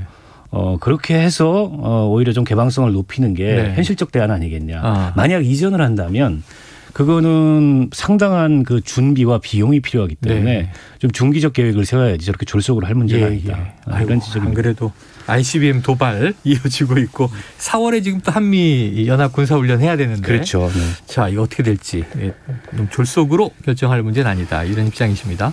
자 정의당 현재 지도부 체제가 그대로잖아요. 네네. 자 그럼 포스트 심상정은 보이지 않는데 네. 이 보완 어떻게 하실 예정이십니까? 결국에 당장에 지금 선거가 앞에 있기 때문에 네, 다가와 지금 있죠. 뭐 비대위나 지도부 교체를 하기는 어렵다고 저희가 판단을 했고요. 일단 지금 그 대선 막판에 중대선거구제 문제를 포함해서 네네. 이 정치개혁 맞습니다. 또 다당제 민주주의 이런 게 나왔었죠. 이제 쟁점으로 등장했어요. 그걸 어떻게 이제 제도화 시킬 거냐, 어떻게 관철할 거냐 이게 1차적 과제고 네. 선거 치르고 나서 올해 10월에 이제 당직 선거거든요. 예. 10월 당직 선거에 정의당의 좀 중장기적인 미래 비전 전망과 관련해서 당내에 다양한 토론들이 이루어지고 새로운 리더십이 만들어지는 네. 그런 분기점이 되지 않을까 싶고 한 가지 이건 개인적인 생각인데 네네. 정치적 기표로서의 이제 정의당의 유효성이 여전히 남아 있는가에 대해서 내부적으로 한번 심각하게 고민을 해볼 필요가 있다. 그러니까 진보 정치가 한국 사회에서 어떤 일을 해왔고 또 그 진보 정치의 필요성, 유효성에 대해서는 저는 여전히 공감대가 있다고 봅니다. 네. 그런데 이제 저희가 정의당이라는 이름으로 10년을 왔어요. 네. 이게 단지 명칭이 아니고 그 정의당이라는 이름 속에 여러 가지 이미지들이 지금 네. 복합적으로 네. 들어가 있거든요. 쇄신을 한다면 저는 그런 정치적 기표로서의 유효성이 저는 개인적으로 이제 다 됐다고 보는데 그런 정의당의 당명을 바꾸는 것부터 네네. 또 당을 운영하는 방식 또 당의 어떤 정책 이런 것까지 총체적으로 좀 리빌딩을 할 필요가 있지 않을까 싶습니다. 한번 바꿀 필요가 있다. 시간이 걸리겠네요. 6월 지방선거를 넘기고. 근데 그때는 이재명 후보는 뭐 다당제, 중대선거구제 개편, 정치개혁 많이 얘기했는데 지금 국민의힘이 이제 집권했단 말이죠. 네. 자, 민주당과 국민의힘 또 지방선거 두고 계속 지금 힘겨루기 중이잖아요. 집권 세력 교체 과도기에. 네. 되겠습니까? 지방선거에 적용될까요? 그러니까 좀 그런 게 좀 불투명하죠, 전망이. 네. 그러니까 민주당이 리더십이 확고해야 그것도 관철이 될 텐데 네. 지금 리더십이 흔들리고 있어서 내부적으로도. 그런 점이 좀 불안하고요. 네. 국민의힘은 이제 화장실 갔다 와가지고 생각이 좀 달라지는 것 같아요. 사실은 중대선거구제에 대해서는 윤석열 당선인이 본인의 소신이라고 여러 차례 피력을 했었어요. 네네네. 그리고 지금이 그 여소야대 상황에서 어떻게 보면 다당제 질서가 네. 국민의힘한테 나쁘지 않습니다. 향후 5년을 지켜봤을 때. 그래서 좀 지혜롭게 판단을 했으면 좋겠다는 생각이 네, 들고 특히나 이제 이 기초의회 선거 지금 이제 뭐 4인 선거구를 2인 선거구로 쪼개가지고 그렇죠. 나눠 먹기 하듯이 하는 거. 네. 그게 과연 우리 이제 어쨌든 지방자치 수준을 높이는 거나 네. 혹은 정치의 다양성을 확보하는 데 있어서 더 이상 유효한 거냐 이런 문제에 대해서 당리당략을 떠나서 네. 좀 한번 깊이 생각을 해봤으면 좋겠다 이런 생각입니다. 그래요. 중대선거구제 연동형 권역별 많이 나왔고 한 번 또 했는데 비례정당 등장으로 완전히 퇴색을 했었죠. 자, 최근에 강민진 청년정의당 대표 이 갑질 논란에 휩싸이면서 사퇴 선언이 나왔습니다. 당직자에 대한 직장 내 괴롭힘이 있었다. 자, 지금 진상조사하고 있는 거죠? 네네. 어떻게 되겠습니까? 일단 강민진 청년정의당 대표는 사퇴를 했고요. 네. 대표직에서 평당원 신분으로 진상조사에 임하는 게 저는 합당한 방법이라고 보고 진상조사 결과를 지켜봐야 되겠습니다만 이게 이제 선거 과정에서 일어난 일이거든요. 그래서 본질적으로 저는 무슨 뭐 노동권의 문제이거나 노동의 가치를 중시 여기는 정의당이 노동권을 외면했다 이런 차원의 문제라기보다 네. 리더십의 문제인 것 같아요. 리더십의 문제다. 사실은 선거는 거의 24시간 체제이기 때문에 네. 뭐 9시 출근 6시 퇴근해야 된다는 당직자는 아무도 없습니다. 예, 그렇게 예. 일할 수도 없고 오히려 자기가 지지하고 자기 가치에 부합하는 그런 후보를 위해서 최선을 다하는 게 선거고 네. 이번에 이제 이 피해자 같은 경우에도 예. 똑같은 마음입니다. 문제는 이제 그런 마음을 들어주고 보듬어 줄 수 있는 그런 이제 리더십의 문제인데 그런 리더십이 잘 작동하지 않으면서 네네. 어떻게 보면 좀 굉장히 좀 권위적인 예. 그런 태도로 비춰지고 그에 대해서 어쨌든 피해자가 문제 제기를 한 상황이어서 이 문제는 이제 당에서 진상조사위원회 구성이 돼서 진상조사를 하고 있기 때문에 예. 뭐 합당한 결론을 내리리라 이렇게 기대하고 있습니다. 네, 합당한 결론 어떻게 나올지 지켜보고요. 결국 이런 것 같아요. 거대 정당에서 이런 일이 발생하면 개인적 일탈이다. 이렇게 이제 쳐내는 경우가 많은데 특히 청년, 서민, 약자를 대변하는 정당이다 보니까 이 지지자들이 더 높은 도덕성을 요구하는 게 사실입니다. 큰 부담으로 작용하실 텐데 어떻게 좀 이거 해소하고 거듭날 수 있을까요? 근데 이제 타인에 대해서 엄격한 잣대를 들이대는 만큼 우리 스스로에 대해서는 더 엄격한 잣대를 들이대는 게 맞죠. 그래야 내로남불이 안 되지 않습니까? 근데 이제 말씀하셨듯이 큰 당은 뭐 대수롭지 않은 문제로 넘어가요. 네네. 또 시간이 지나면 잊혀지고. 한 명을 제명한다든가 네, 최악의 근데 경우라도. 이제 당이 작다 보니까 이게 재채기만 해도 몸살이 걸리는 네. 이제 그런 어떤 체질적인 한계가 있고요. 또 우리 당원들의 뭐랄까요? 어떤 당원들이 갖고 있는 원칙적인 그런 어떤 기준 이런 네. 것들이 굉장히 높습니다. 저는 당연히 뭐 그럴 수밖에 없고 그게 맞다고 보고요. 이제 그것에 부합하는 그런 당 운영 또 당 리더들이나 당의 핵심 그런 이 정치인들의 준비 자세, 뭐 긴장감 이런 것들이 늘 필요하지 않을까 싶습니다. 자, 리더십도 세워야 하고 늘 긴장하셔야 되고 진보로 산다는 게 얼마나 힘들까 저는 그런 또 안쓰러움도 있습니다. 자, 대선 큰 산 넘었더니 또 이제 6.1 지방선거 이거 D-76이에요. 시간이 또 굉장히 빨리 흘러요. 자, 지방선거에서 일단 10월에서 지도부 뭐 이제 개혁 등 아까 리모델링 얘기하셨지만 그때까지는 거리가 멀고 이 지방선거 전에 또 뭔가 보여줘야 되잖아요. 그렇죠. 외쳐야 되잖아요. 전략이 뭡니까? 그러니까 이게 참 지방선거가 힘듭니다. 네. 대선과 이렇게 바로 붙어 있다 보니까. 대선의 여운이 그냥 있는데 또 선거를 치르니까. 게다가 6월 1일 선거인데 네. 5월 10일 날 대통령이 취임하잖아요. 그렇죠. 그렇죠. 지형상 여당한테 절대적으로 유리한 그렇죠. 선거가 돼요.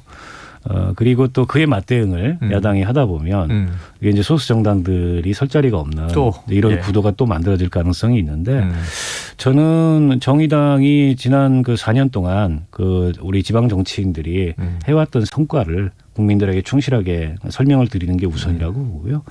그리고 말씀 앞서 드렸듯이 제도 개혁해야 됩니다. 네. 이대로 저는 그 지방선거 치르는 거는 대선 과정에서 이게 이슈화되고 국민적으로 공론화가 되는데 그거는 좀 도의가 아니라고 보고 그걸 위해서 최선을 다해야 되고 그리고 정의당이 어떤 당장의 어떤 수권 세력으로서의 가능성은 아니지만 미래에 대한 세력으로의 가능성 이번에 이제 불평등이라든지 또 기후위기라든지 뭐 젠더 문제라든지 차별이라든지 이런 가치는 정의당이 많이 선도했는데 반해서 그걸 정말 당신들이 이런 이 보편화시키고 제도화시키고 실행할 수 있느냐. 알겠습니다.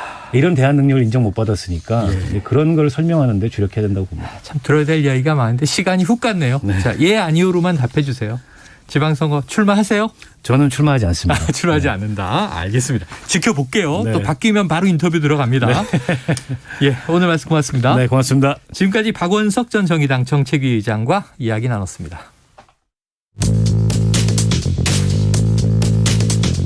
최영일의 시사본부는 여러분과 함께합니다. 짧은 문자 50원, 긴 문자 100원이 드는 샵 9730. 라디오 어플 콩과 유튜브는 무료로 참여하실 수 있습니다.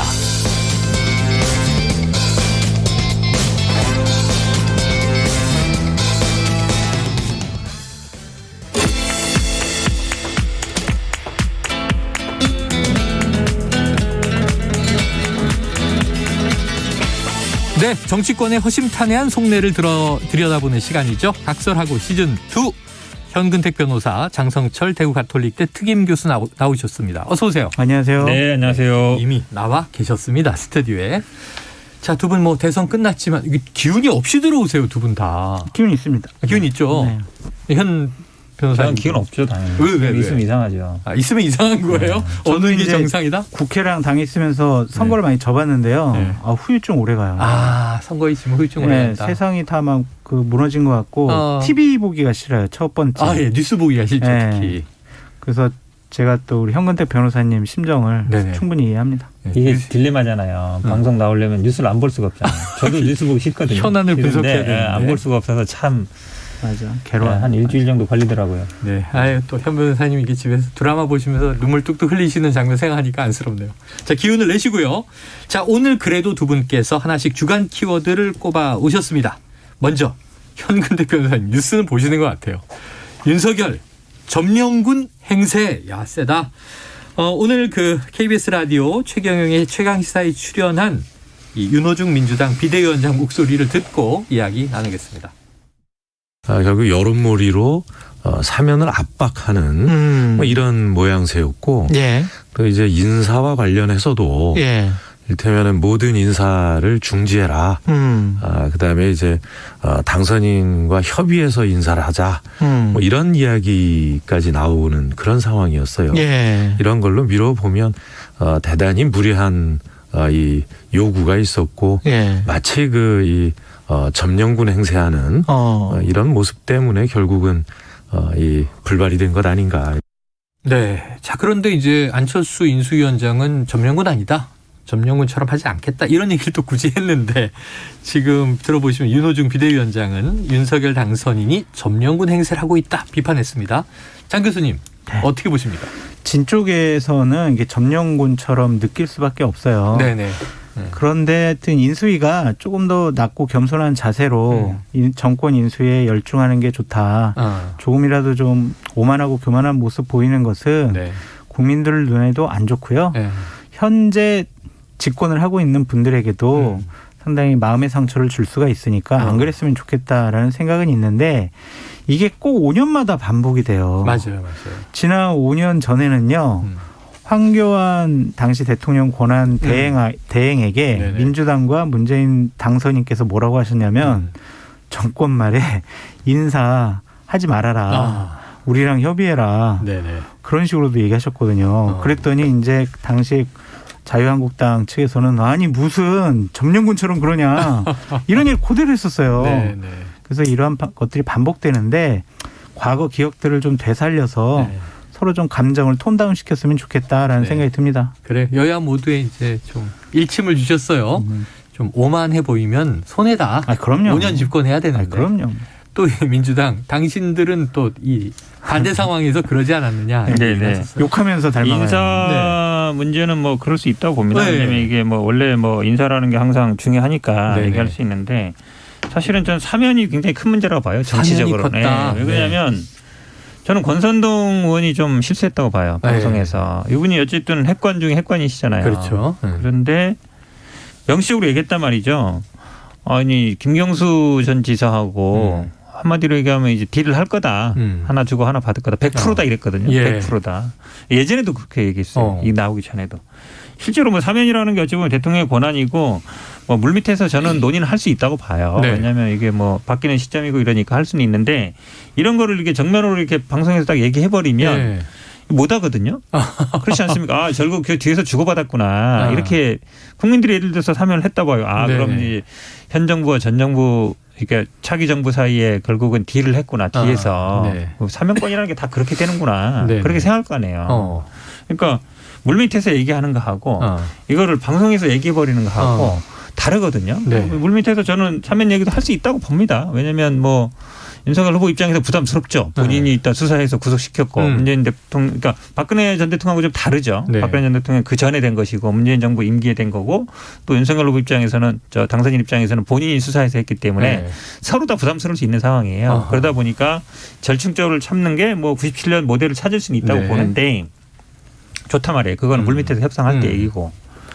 근데 이거를 딱 나와가지고 뭐 이렇게 될 거다. 이미 결론도 안 났는데 그전에도 DJ 김영삼 할 때도 보면요. 미리 그런 얘기 안 나오고 다 만난 다음에 합의문 발표를 이렇게 했단 말이죠. 그러니까 잘 협의가 됐구나 이렇게 생각할 거 아니에요. 이건 아직 결론도 안 났는데 미리 어찌 보면 자기의 결론을 내버린 거잖아요. 그럼 문재인 대통령 입장에서는 이미 난 결론에 따라가거나 말거나 둘 중에 하나밖에 선택지가 없어요. 따라가면 그 협상 딜 거래를 한 게 되고 안 따르면 뭔가 응해주지 않은 게 되고 그러면 생각을 해보세요. 만나가지고 하겠어요, 말겠어요. 저는 아마 권성동 의원의 발언이 회담 불발에 큰 원인 제공을 했다고 보고 사명 있습니다. 관련 권성동 의원의 발언이 셌던 게 문제다. 이 해석 어떻게 보십니까? 그럴 수도 있을 것 같고요. 네. 현 변호사님 말씀이 거의 맞는 것 같아요. 동의가 되네요. 네, 권성동 의원 같은 경우에는 윤석열 당선인의 핵심 중에 핵심. 우리 복심 뭐 이렇게 불렀죠. 또 친구 이렇게 돼 친구. 있잖아요. 네. 그래서 그분 말 한마디가 이제 언론에서 하는 얘기들이 사람들에게 주는 무게감이 이전과는 상당히 달라요. 그래서 본인이 왜 저런 말씀을 하셨을까 저도 비판을 좀 많이 했는데 내가 권력 실세야라는 것을 증명하기 위해서 얘기하셨는지 아니면은 윤석열 당선인께 좀 껄끄러운 일들은 본인이 좀 해결하려는 악역을 한 건지 저는 알 수는 없지만 이 사면 문제는 대통령의 헌법상 고유 권한인데 거래와 흥정의 대상으로 치부해버렸다는 것은 비판받을 만하다. 그래서 지금 제가 핵심 관계자분들한테 좀 부탁하고 싶은 거는요. 부탁. 좀 입은 좀 닫으시고 눈과 귀는 좀 활짝 열어놓으셨으면 좋겠다라는 생각이 듭니다. 자, 이게 장 교수님의 영상은 아니군요. 목소리 편지였습니다. 백관님들 들으세요. 입은 닫으시고 눈과 귀를 여십시오. 이렇게 얘기하셨습니다. 자, 근데 궁금한 게 이 오찬 회동이 점심 식사인데 오전 8시에 이게 무산 발표가 나오니까 4시간 전에 전 청와대 주방지일 걱정했어요. 아니 점심 요리 다 메뉴 선택해놓고 음식 차리고 있을 텐데 취소 그럼 이게 그냥 못 내잖아요. 덕을 받겠죠. 자, 근데 이게 어느 쪽이 깼을 것 같으세요? 뭐 저는 양쪽 다 있었던 것 같아요. 아마 당초에 청와대 쪽에서는 뭐 그냥 당선 축하하고 덕담하고 이런 그냥 미팅 정도로 봤는데 지금 이제 외부에서 의제가 나왔거든요. 센 의제들이. 인사권들이 나왔고 그다음에 사면 얘기가 나왔기 때문에 이게 사실 그래 되면 이게 단순한 뭐 면담이 아니잖아요. 어떤 일종의 영수회담이든지 그렇죠. 이렇게 되는 거라서 결과물이 나와야 되거든요. 이렇게 의제가 이미 나왔는데 결과물이 안 나오면 그거는 회담이 실패한 거예요. 그렇잖아요. 그러면 물론 뭐 여러 번 만날 수 있다고 봅니다. 예전에 뭐 DJ 김영삼 같은 경우 뭐 일주일마다 만나기도 했어요. 한 번만 만나라는 보장은 없는데 그래서 좋은 그림은 처음은 그냥 인사 덕담하고 두 번, 세 번째 만나면서 이런 문제들 얘기했으면 좋은데 그러면 이제 자연스럽게 되는 거거든요. 왜냐하면 문재인 대통령도 이걸 인수인계를 잘 해야 될 거 아니에요. 그리고 윤석열 당선인도 잘 받아야 된단 말이죠. 미끄럽게 하는 게 어찌 보면 정치의 역할입니다. 정치 역할인데 지금 이제 이게 물밑에서 하던 게 외부로 나오고 이러다 보니까 이제 사실은 정치에서 제일 안 좋은 게 법 얘기하는 거거든요. 법대로 하면은 당연히 사면권은 대통령한테 있고 인사권 대통령한테 있어요. 그럼 저쪽에서도 법 얘기하면 할 말 없잖아요. 법대로 합시다 이러면. 근데 법대로 하자는 얘기는 정치의 영역은 사라지는 거예요. 우리가 항상 뭐 서초동에 왜 가냐 이런 얘기 하는 것처럼 결국은 대화와 타협과 어찌 보면 조절로 충분히 가능한 일인데 이게 매끄럽지 않게 가는 거죠. 그래서 제가 보기에는 조금 지금 장 교수님 말씀처럼 주변에 핵관, 특히 이제 핵관이라는 분들은 좀 발언을 자제하고 어쨌든 이 실무 책임자가 장제원 비서실장 아닙니까? 그게 저기 실무자들끼리 얘기하게끔 놔두고 그렇게 해야만이 제가 보기에 원만하게 될 수 있다. 제가 보기에는 어려운 문제는 좀 빼고 쉬운 문제부터. 사면이라든지 인사권 지금 당장 좀 어려운 문제잖아요. 그럼 쉬운 문제들이 많아요. 예를 들어서 뭐 공무원 협조라든지 청와대 것들도 청와대에 있는 분들도 협조할 분이 있거든요. 인수인계 해야 되는 것도 있고 잘 있어서 쉬운 문제부터 풀어가자. 어려운 문제는 좀 뒤로 물어두고 그렇게 하면 제가 충분히 그리고 뭐 꼭 한 번만 만날 필요 없잖아요. 수시로 만나서 이렇게 협의가 나가면 될 것 같습니다. 자, 그런데 저는 말씀하세요. 저는 이제 96년도에 정당에 들어가서 2018년도까지 제가 국회에 있었는데 오래 계셨어요. 대선 3번 지고 2번 이기는 자리에 있었어요. 현장에서 봤는데 이렇게 현 대통령과 당선인 간의 만남을 하는 데 있어서 의제가 사전에 이렇게 국민들에게 알려지고 요구한다라는 식으로 나온 건 처음이었던 것 같아요. 그러니까 이게 과연 적절한 것이냐라고 저는 판단할 수밖에 없고 현 대통령이 상당히 부담되는 내용을 공개적으로 요구한다라는 식으로 대변인이 발표를 한 것은 약간 좀 부적절한 면이 좀 있지 않나라는 불안한 건 그런 거 아까 말씀하신 대로 이럴 것 같습니다도 괜찮은데 100%다라든가 김은혜 대변인은 청와대로 갈 가능성은 0%다라든가 이렇게 흑백으로 얘기하면 좀 힘들어지는데 지금 요거 사면 이제 중요성 강조하셨지만 인사권도 만만치는 않습니다. 지금 이게 이미 대통령과 당선자가 만나기 전에 청와대 입장은 임기 마지막 날까지 인사권 문 대통령의 고유 권한이다. 근데 지금 국민의힘 쪽에서는 알박기라는 표현이 또 나왔어요. 어떻게 이 알박기라는 표현도 5년 전에 문재인 대통령 그리고 민주당 측에서 먼저 했던 얘기들이에요. 단어들이 똑같이 있어요. 네. 그래서 이 부분은요. 아까도 말씀드렸지만 서로 입장을 바꿔놓고 생각을 해봤으면 좋겠고 대통령의 권한을 맞습니다. 5월 9일까지 대통령 하시니까 인사권 행사하셔야죠. 하지만 새로운 정권이 들어와서 본인들과 가치관과 철학이 맞는 사람들과 함께 국정 운영을 해 나간다라는 측면에선 조금 인사권을 자제해 주시는 게 어떤가. 새롭게 들어설 정부를 좀 배려해 주시면 어떤가라는 생각이 듭니다. 어때요? 이게 참 뭐 어려운 문제인데 왜냐하면 지금 이제 권선동 의원이 또 이제 검찰총장 얘기까지 꺼냈잖아요. 네. 알아서 물러나라 이런 얘기 아니에요. 그러니까 그리고 그러면 이제 우리 환경부 장관이 왜 처벌받았는지 생각나잖아요. 그 산하기관단장들이 아니 정권이 바뀌었으니까 알아서 좀 나가주십시오 한 거잖아요. 한마디로 얘기하면 맞추자. 근데 그게 직권남용이라는 거예요. 한마디로 안 된다는 거예요. 어쨌든 그것 때문에 환경부 뭐 공무원들이 처벌받고 있지 않습니까? 그러니까 이게 어찌 보면 딜레마 상황이긴 합니다. 저도 알아요. 근데 뭐 미국처럼 우리나라가 뭐 역관제 하는 나라 아니니까 임기 보장이 돼 있거든요. 법으로. 그리고 임기 보장이라는 건 또 인사권도 마찬가지입니다. 그러니까 저는 협의할 수 있다고 봅니다. 한국은행 총재 같은 경우는 또 경제에서 굉장히 중요하거든요. 중요할 수는 있는데 이렇게 지금 장 교수님 말씀처럼 공개적으로 뭐 요구하고 뭐 사면 100%다 이래버리면 제가 보기에 원칙대로 갈 수밖에 없어요. 그러니까 협상이라는 대화와 협상이라는 거는 이게 어느 정도 서로 간에 신뢰가 돼야 되는데 신뢰라든지 이게 있어야 되는데 협상하는 사람 따로 밖에 나가서 얘기하는 사람 따로 돼버리면 이 신뢰가 깨지잖아요. 그러면 그냥 법대로 합시다 이거밖에 없어요. 근데 그러면 사실은 굉장히 서로 불편하죠. 그래서 저는 지금이라도 좀 이런 부분에 대해서 허심탄회하게 얘기하는 게 제일 좋더라고요. 어떻게 민주당 집권 세력 그리고 청와대에 있는 분들한테 좀 말씀드리고 싶은 게 뭐냐면 문재인 대통령 임기가 2달밖에 안 남았잖아요.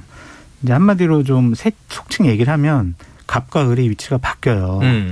그래서 2달 후에 감정을 상하게 해놓으면요. 이게 권력을 잡은 쪽에서는 그 권한과 권력을 행사하려고 그래요.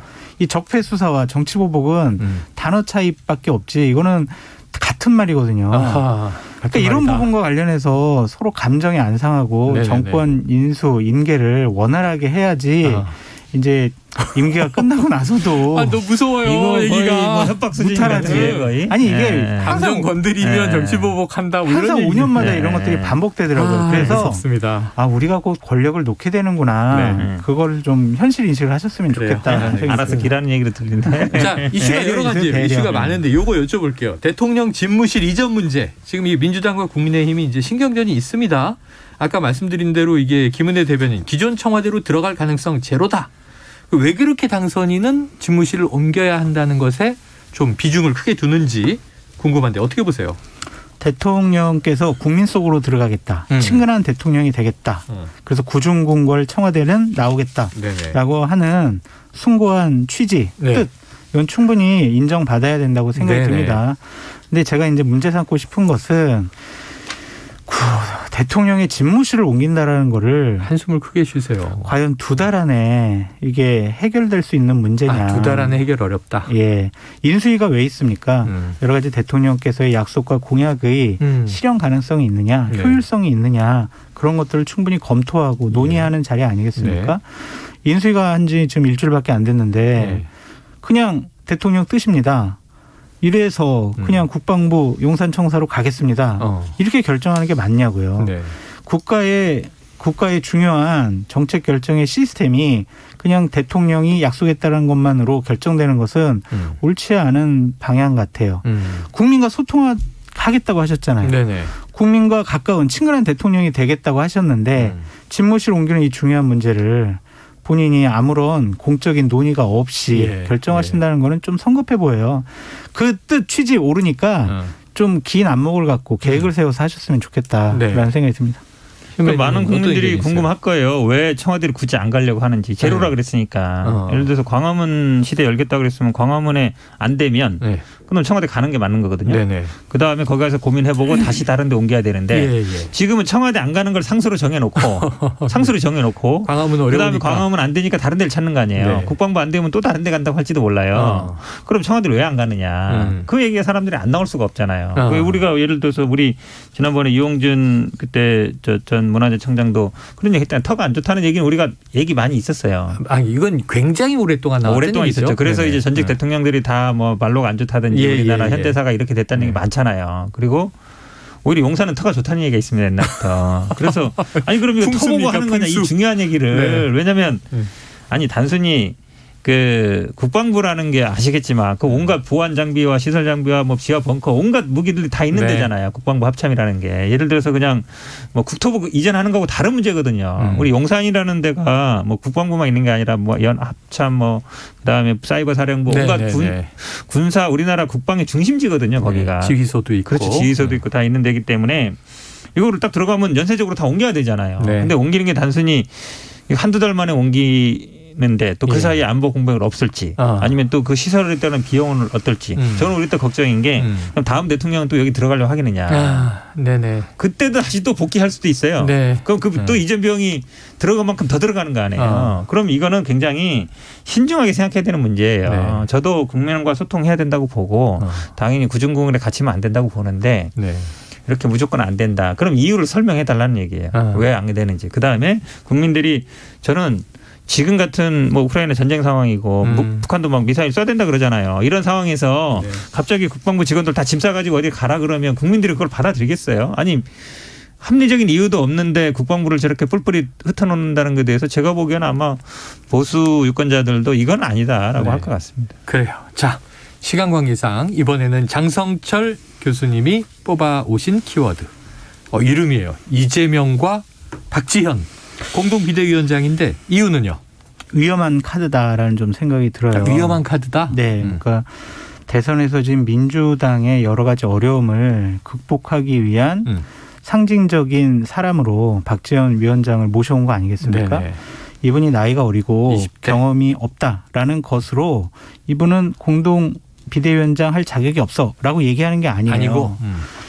이분이 살아온 삶을 보면 정치권의 정치라는 걸 잘 모를 수가 있어요. 네네. 근데 본인이 이제 여성, 인권, 범죄 이런 쪽에 상당히 두각을 나타내셨고 네네. 큰 공헌을 하셨잖아요. 당이 위기 수습하는 것이 거기에만 매몰될 수가 있다. 모든 판단 기준이 그것으로 판단이 되면은 과연 민주당이 이분을 모셔온 효과를 제대로 누릴 수가 있을 것이냐. 그래서 저는 상당히 좀 걱정돼서 민주당의 위기 상황과 앞으로 갈등 수습의 가장 상징적인 분인 박지원 공동위원장께서 제대로 역할을 하실 수 있도록 민주당에서 잘 좀 관리하고 보좌했으면 좋겠다. 민주당을 위한 마음으로 지금 우려와 위험성을 경고하셨어요. 현 대변인님 어떻게 동의되십니까? 뭐 저도 동의합니다. 왜냐하면 이제 우리가 여러 가지 얘기하는데 이제 하지 말아야 될 것 중에 이제 소년급제를 많이 하잖아요. 20대 중후반인데 공동 비대위원장, 공동 당대표랑 같은 거예요. 그렇죠. 굉장히 직급이 높은 거죠. 그러다 보니까 어찌 보면 그냥 좀 본인 스스로 이게 좀 할 수는 있는데. 그러다 보니까 아마 이준석 대표랑 비교를 하는 것 같아요. 이준석 대표는 뭐 당대표 때도 자전거 타고 다니고 차 운전하고 다니고 근데 항상 그런 거 아니거든요. 그러니까 이준석 대표는 이제 좀 그거를 잘 어찌 보면 언론 프레임을 잘 하는 거고 평소에는 또 관용차 타고 다닙니다. 다니는 그런 게 있는데 이준석 대표도 사실은 처음에 비대위원 20대 중반에 비대위원으로 들어왔어요. 지금으로 치면 최고위원급이죠. 그렇게 들어온 거라서 우리 어찌 보면 정치가 가까운 현실이지만 저는 근데 박지원 공동 비대위원장의 역할은 있다 분명히. 왜냐하면 우리 당의 선거 마지막에 20대 30 이분이 어쨌든 굉장히 어쨌든 위협을 받으면서도 직접 얼굴을 드러내고 그다음에 이름 밝히면서 지지 연설도 했고 그게 또 2030 여성들의 지지를 많이 이끌어냈거든요. 그러니까 우리 민주당이 선거 기간에 한 5, 6개월 동안 하려던 거를 이분이 하신 거예요. 사실 고민이었거든요. 왜냐하면 이준석 대표나 아니면 2030 남상동 저쪽 갔는데 그래서 우리가 다페이스 나가냐 마냐도 당내에서 그렇게 논란이 많았다는 거 아닙니까? 그럼 우리가 나간다고 그 지지가 끌어올 거냐. 그거 갖고 선대위 이 안에서 매일 싸웠던 거예요. 근데 결과는 안 나오고. 근데 박지원 비대위원장이 그걸 했단 말이죠. 왜냐하면 국회의원 180명, 170명이 못한 일을 한 거예요. 선대위에 2,000명이 못한 일을 한 거거든요. 그러고 보면 역할이 분명히 있어요. 네. 그런 의미에서 아마 본인도 알겠습니다. 그런 걸 잘 알 거라고 봅니다. 이게 또 워낙 젊은 여성 어떤 공동 비대위원장 당대표급 논란이 있었습니다. 이 차량과 비서 2명을 직접 박 위원장이 요구했다. 근데 오늘 한겨레 보도를 보니까 이건 사실 무근이었고 당에서 당연히 제공하는 것인데 당에서 준비하는 이게 거예요. 또 이제 박지원 그 위원장에 대한 시각이 왜곡돼 있는 거 아니냐는 꼬집은 기사도 있었고요. 자, 그런데 이재명 전 지사가 박지원 위원장이 선거에서 막판에 기여를 했잖아요. 그래서 굉장히 강권했다는 얘기가 있는데 이재명 등판설도 나옵니다. 조응천 민주당 비대위원 이야기를 직접 듣고 오죠. 뭐 승리할 줄 알았는데 정말 간발의 차이로 패전했다고 하는 격전을 치르고 돌아와서 이제 갑옷을 막 벗으려고 그러는데 잠깐만 다시 갑옷 입고 전장으로 또 가시오. 이거거든요. 아니 1600만 표를 얻은 우리 당 제1의 자산입니다. 네. 당을 위해서도 이재명을 위해서도 보호를 해줘야 됩니다. 네, 박지원이라는 키워드와 함께 이재명 키워드도 꼽아오신 장 교수님. 네. 자, 어떤 문제입니까? 저는 이재명 후보께서 정말 대단한 일을 하셨다는 생각이 들어요. 구도가 정말 안 좋은데도 본인의 역량 그리고 민주당을 잘 본인 당으로 좀 바꿔서 활용해서 정말 0.73%의 차이로 지는 그러한 좀 혁혁한 공을 세우셨다. 이거는 이재명 후보가 아니었으면은 이렇게 근접한 결과가 안 나왔을 것 같다라는 생각이 들어요. 그래서 민주당이 정말 중요한 자산인데 어떻게 관리를 하는 것이냐, 어떻게 정치적인 행보를 하는 것이 좋은 것이냐라는 부분에서 제가 좀 말씀을 드리고 싶어서 키워드를 정했고 이번 지방선거 전에 등판하시는 것은 옳지가 않아요. 옳지 않다. 너무 빠르고 또한 지방선거 자체가 민주당에게 구도가 좀 안 좋을 거예요. 대통령 당선되고 대통령 취임하고 20일 있다가 치러지는 선거라서 구도 자체가 국민의힘에 좋을 수밖에 없어요. 그래서 예를 들면 지방선거에서 좀 민주당이 조금 좀 안 좋은 결과 나타나면 8월달 전당대회가 있잖아요. 전당대회 때 출마하셔서 당대표 당권 잡으셔가지고요. 개혁 공천하셔서 그 다음에 있을 총선에서 승리를 이끌어서 그 기반으로 다음번 대선을 출마하시면 어떨까라는 생각이 듭니다. 지금은 외국 나가서 뭐 쉬었다 온다라든지 뭐 어디 가서 공부하고 온다 이런 한가한 때는 아닌 것 같고요. 실질적인 권한을 행사해서 당을 완전히 바꾸는 그러한 역할을 하시는 게 좋을 것 같다라는 생각이 듭니다. 이건 민주당을 위한 정치 컨설팅 아닙니까? 네. 어떻게 들으셨어요, 현 변호사님? 한 글자도 고칠 게 없어요. 완전히 두 분이 합치가 되는군요, 의사가. 제 뜻도 이거 똑같습니다. 대부분의 사람들이 아마 정치에 기본적으로 아시는 분들은 이렇게 생각할 것 같아요. 두 분 다 뭐 이재명 전 지사의 책사로 들어가실 것 같아요. 아니요, 저는 보수파에 남습니다. 보수에 남으실 거예요? 네, 그럼요. 네, 알겠습니다. 자, 그런데 그럼 현 변호사님, 그런데도 이재명 역할론 현역 의원들 뭐 이제 지도부 또는 중진 왜 자꾸 나와요? 나오는 이유는 사람이 없어 그래요. 인물이 없어서 그렇다. 왜냐하면 우리 당에 지금 그 전에 한 몇 년 전만 해도 차기를 보는 사람들이 여러 명 있었잖아요. 지금 없어요, 아무도. 차세대 주자를 할 사람들이 없잖아요. 국민의힘에는 오히려 많거든요. 많아졌어요. 그게 어쩌면 구도가 완전히 한 4, 5년 만에 완전히 바뀐 거예요. 국민의힘 그 전에만 해도 뭐 아무도 없다 이랬는데 지지율 오르고 이러다 보니 있는 거라서. 그런데 사실은 지금 장 교수님 말씀처럼 뭐 없는 상태에서라도 개혁을 해서 우리 지금 이제 비대위도 말이 많잖아요. 이대로는 안 되거든요. 좀 혁신적으로 비대위 꾸리고 외부 인사도 좀 영입하고 국민들한테 좀 달라진 모습을 보여야지. 지금 선거 진지 얼마나 됐는데 이게 사실은 대선에 있을 거 2년 가까이 했거든요. 당내에서만 1년 가까이 했고 준비는 2년 가까이 되는데 2년 동안 열심히 지금 뛰었던 분이 다시 또 선거에 불러내는 건 제가 보기 예의도 아니에요. 그렇기 때문에 이번 지방선거는 당에서 어쨌든 치러야 되는 것이고 그다음에 이제 방법을 찾아가야죠. 정치가 사람이 하는 겁니다. 사람은 쉴 때 쉬고 뛸 때 뛰고 그래야 되겠죠. 자, 짧게 시간은 없지만 요거 여쭤볼게요. 지방선거 이제 D-76 뭐 3달도 안 남았어요. 2달이었는데 궁금한 건 요거예요. 유승민 전 의원 경기도지사 후보 나옵니까? 저는 나온다고 말씀드릴 수가 있을 것 같아요. 나온다. 왜냐하면 저분이 생각이 없으면은 얘기도 안 들어요. 그리고 전화도 안 받고 말도 못 꺼내게 하는데 네네네. 어제 얘기 들어보면 기자들 전화 많이 다 받으셨고 측근들 만나서 숙고하고 있다라는 얘기를 드렸잖아요. 그래서 당에서 어느 정도의 사인과 명분을 좀 주면 100% 나올 것 같다라고 그게 생각합니다. 중요한 게 아니고요. 우리 장 교수님이 이제 이걸 터뜨렸잖아요. 네네. 그럼 이제 거기서 기자들이나 저 같은 사람들은 이제 사전에 교감이 있었냐 없었냐 어느 정도 이제 시간을 알고 한 것인지 아니면 그냥 한 것인지 그게 제일 중요하죠. 그게 이제 궁금하잖아요. 맞잖아요. 롱플레이네. 네. 아니 그러니까 사전에 교감을 하고 이게 나온 건지 아니면 순수하게 그냥 한번 해봤더니 상대방이 딱 척한 건지 그게 제일 궁금하죠. 저는 전자라고 봐요. 출마 선언을 하시면은요. 뒷얘기를 좀 여기 와서 제가 처음으로 해드리겠습니다. 시사본부 단독 특종 단독으로. 예약 시스템. 그럼 거기 핵관으로 들어갔다는 얘기예요. 아니에요. 저는 방송해야죠. 저 시사본부 계속 출연시켜 주세요. 유핵관으로. 자 그러면 이제 끝으로 짧게 한마디. 그럼 유승민 전 의원이 나오면 경기도지사 민주당 대항마는 누구예요?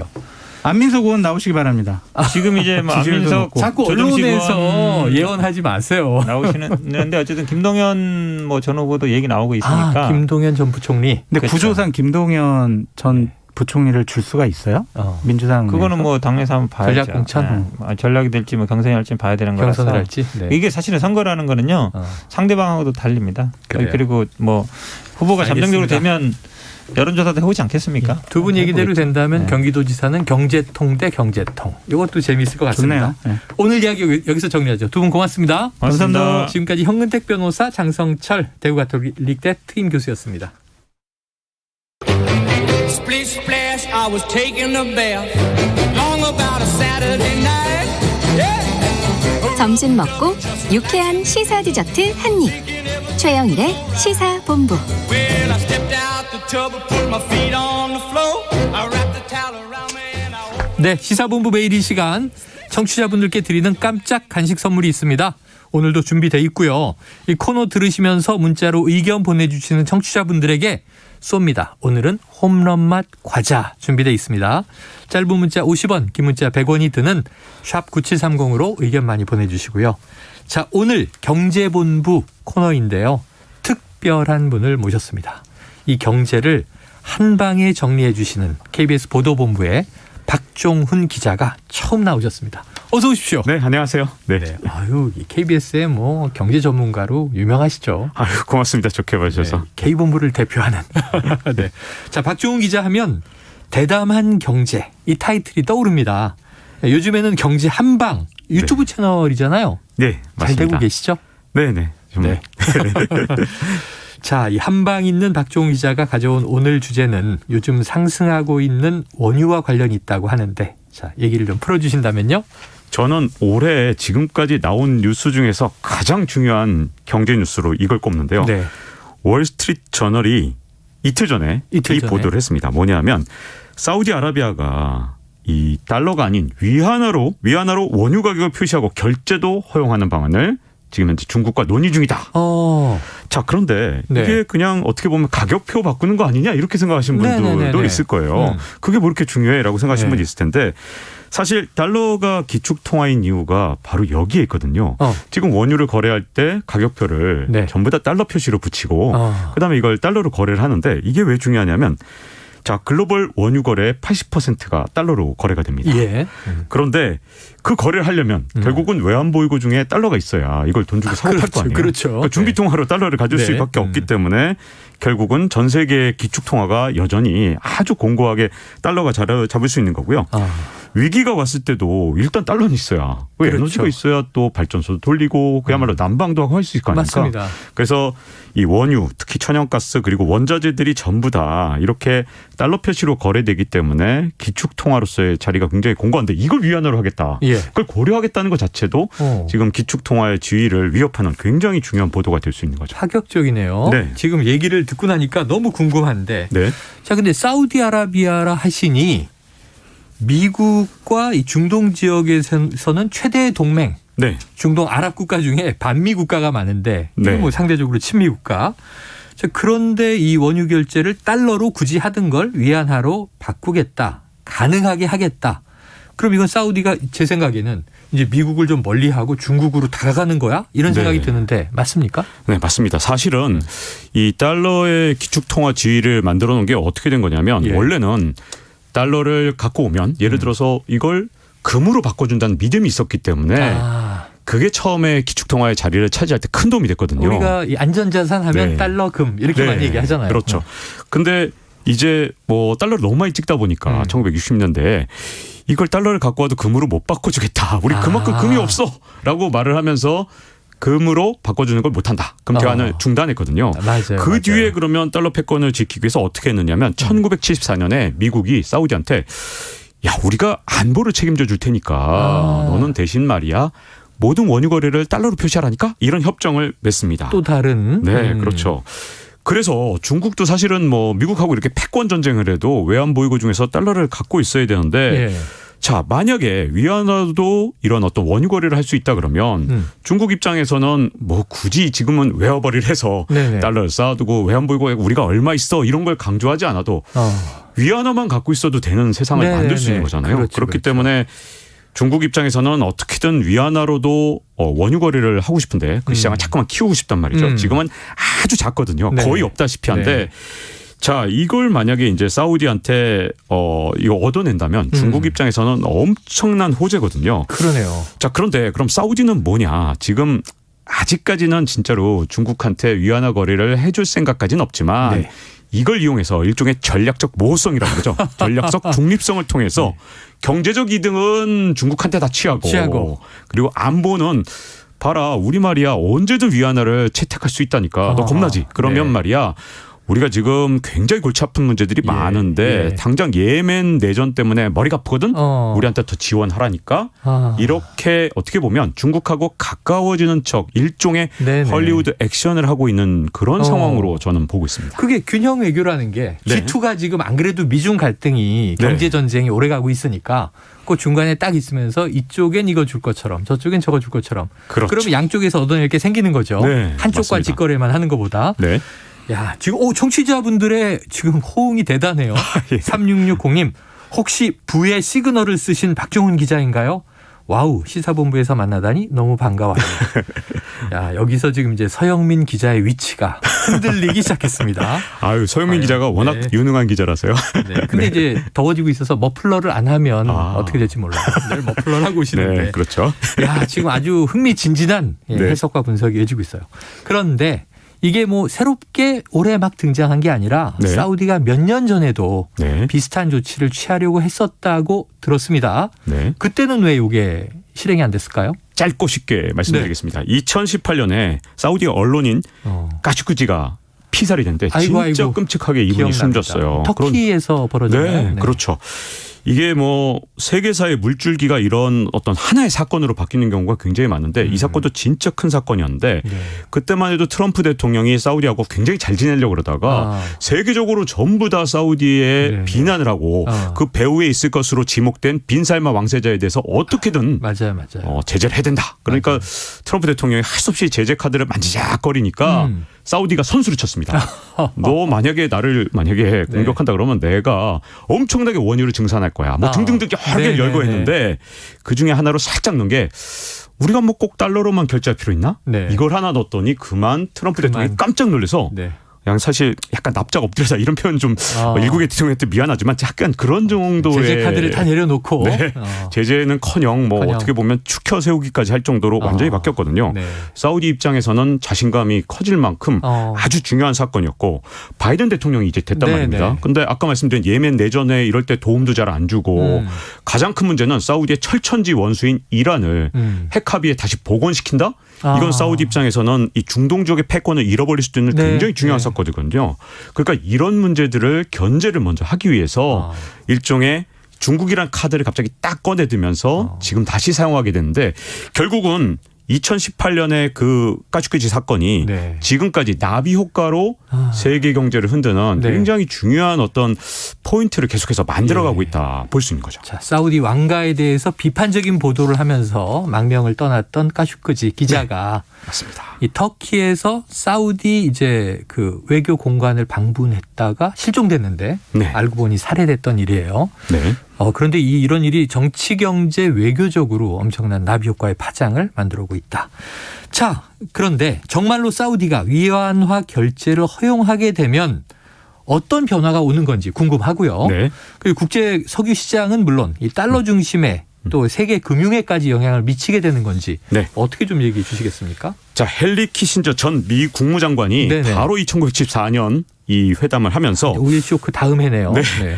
식량을 지배하는 자는 한 나라를 지배하고 석유를 지배하는 자는 한 대륙을 지배하고 통화를 지배하는 자는 세계를 지배한다. 그렇기 때문에 엄청난 얘기를 했네요. 지금 석유하고 통화 문제 아닙니까? 네. 그야말로 세계 패권이 여기에 달려 있는데 자, 그러면 정말로 사우디는 위안화를 결제를 허용할 것인가? 저는 그렇게 쉽게 안 할 겁니다. 왜냐하면 빈살만 왕세자가 보통 사람이 아닙니다. 네, 이 사람은 네. 끝까지 양손에 카드를 들고 정말 경제적으로는 중국을 계속 활용할 거고 예. 그 카드를 들고 안보는 미국에 활용을 하면서 이 전략적 모호성을 통해서 네. 경제적 경제적 이득을 다 취할 거거든요. 대단한 왕자네요. 네, 보통 사람은 분명히 아닌 것 같습니다. 네. 근데 문제는 혹시라도 위안화를 허용하기 시작한다. 그러면 달러 패권이 바로 무너질 것이냐? 그건 아닙니다. 왜냐하면 워낙 오랫동안 달러가 절대 강자로서 지금 지위를 갖고 있거든요. 그런데 문제는 하나의 엄청난 댐이라 하더라도 아주 작은 틈만 생기면 거기서부터 물이 이렇게 막 새나가면서 결국 그 댐이 허물어지죠. 무너지잖아요. 그렇죠. 만약에 위안화를 살짝 허용을 했다. 그럼 어떻게 되냐? 러시아 지금 뭐 미국하고 완전히 척을 네. 졌는데 네. 당연히 위안화로 거래하겠죠. 이란 핵 복원된 다음에 핵협상 복원된 다음에 또 역시 위안화 거래를 허용할 겁니다. 네. 자, 그런 식으로 점점 그런 나라들이 늘어나게 되면서 제가 보기에는 러시아 제재에 대해서 비토권을 최근에 행사했던 예. 인도 같은 경우도 사실 양쪽에 줄타기를 할 가능성이 크거든요. 인도도. 그러면 전 세계 여러 나라들이 선택권이 생기게 되면서 결국은 아주 서서히 달러 패권이 갑자기는 아니지만 천천히. 조금씩 약화되는 그런 어떤 첫 번째 단초는 될 수 있다고 봅니다. 미래 예측까지 나왔습니다. 네. 오늘 한 편의 영화네요. 이건 그 경제 얘기가 아니라 왕실과 국제 패권과 또 통화 달러, 미중 갈등 다 섞여 있습니다. 야, 청취자 5048님 너무 재밌어요. 기자님 한두 시간 더 하면 안 됩니까? 자, 유튜브에서요. 박종훈의 경제 한방 검색해서 요 맛을 느끼시길 바랍니다. 자, 간식 당첨자는 홈페이지에서 확인을 해주시고요. 오늘 박 기자님은 여기까지입니다. 고맙습니다. 네, 고맙습니다. 네, 최영일의 시사본부 오늘 준비한 소식도 여기까지입니다. 저는 내일 12시 20분에 다시 찾아뵙도록 하겠습니다. 지금까지 청취해 주신 여러분 고맙습니다.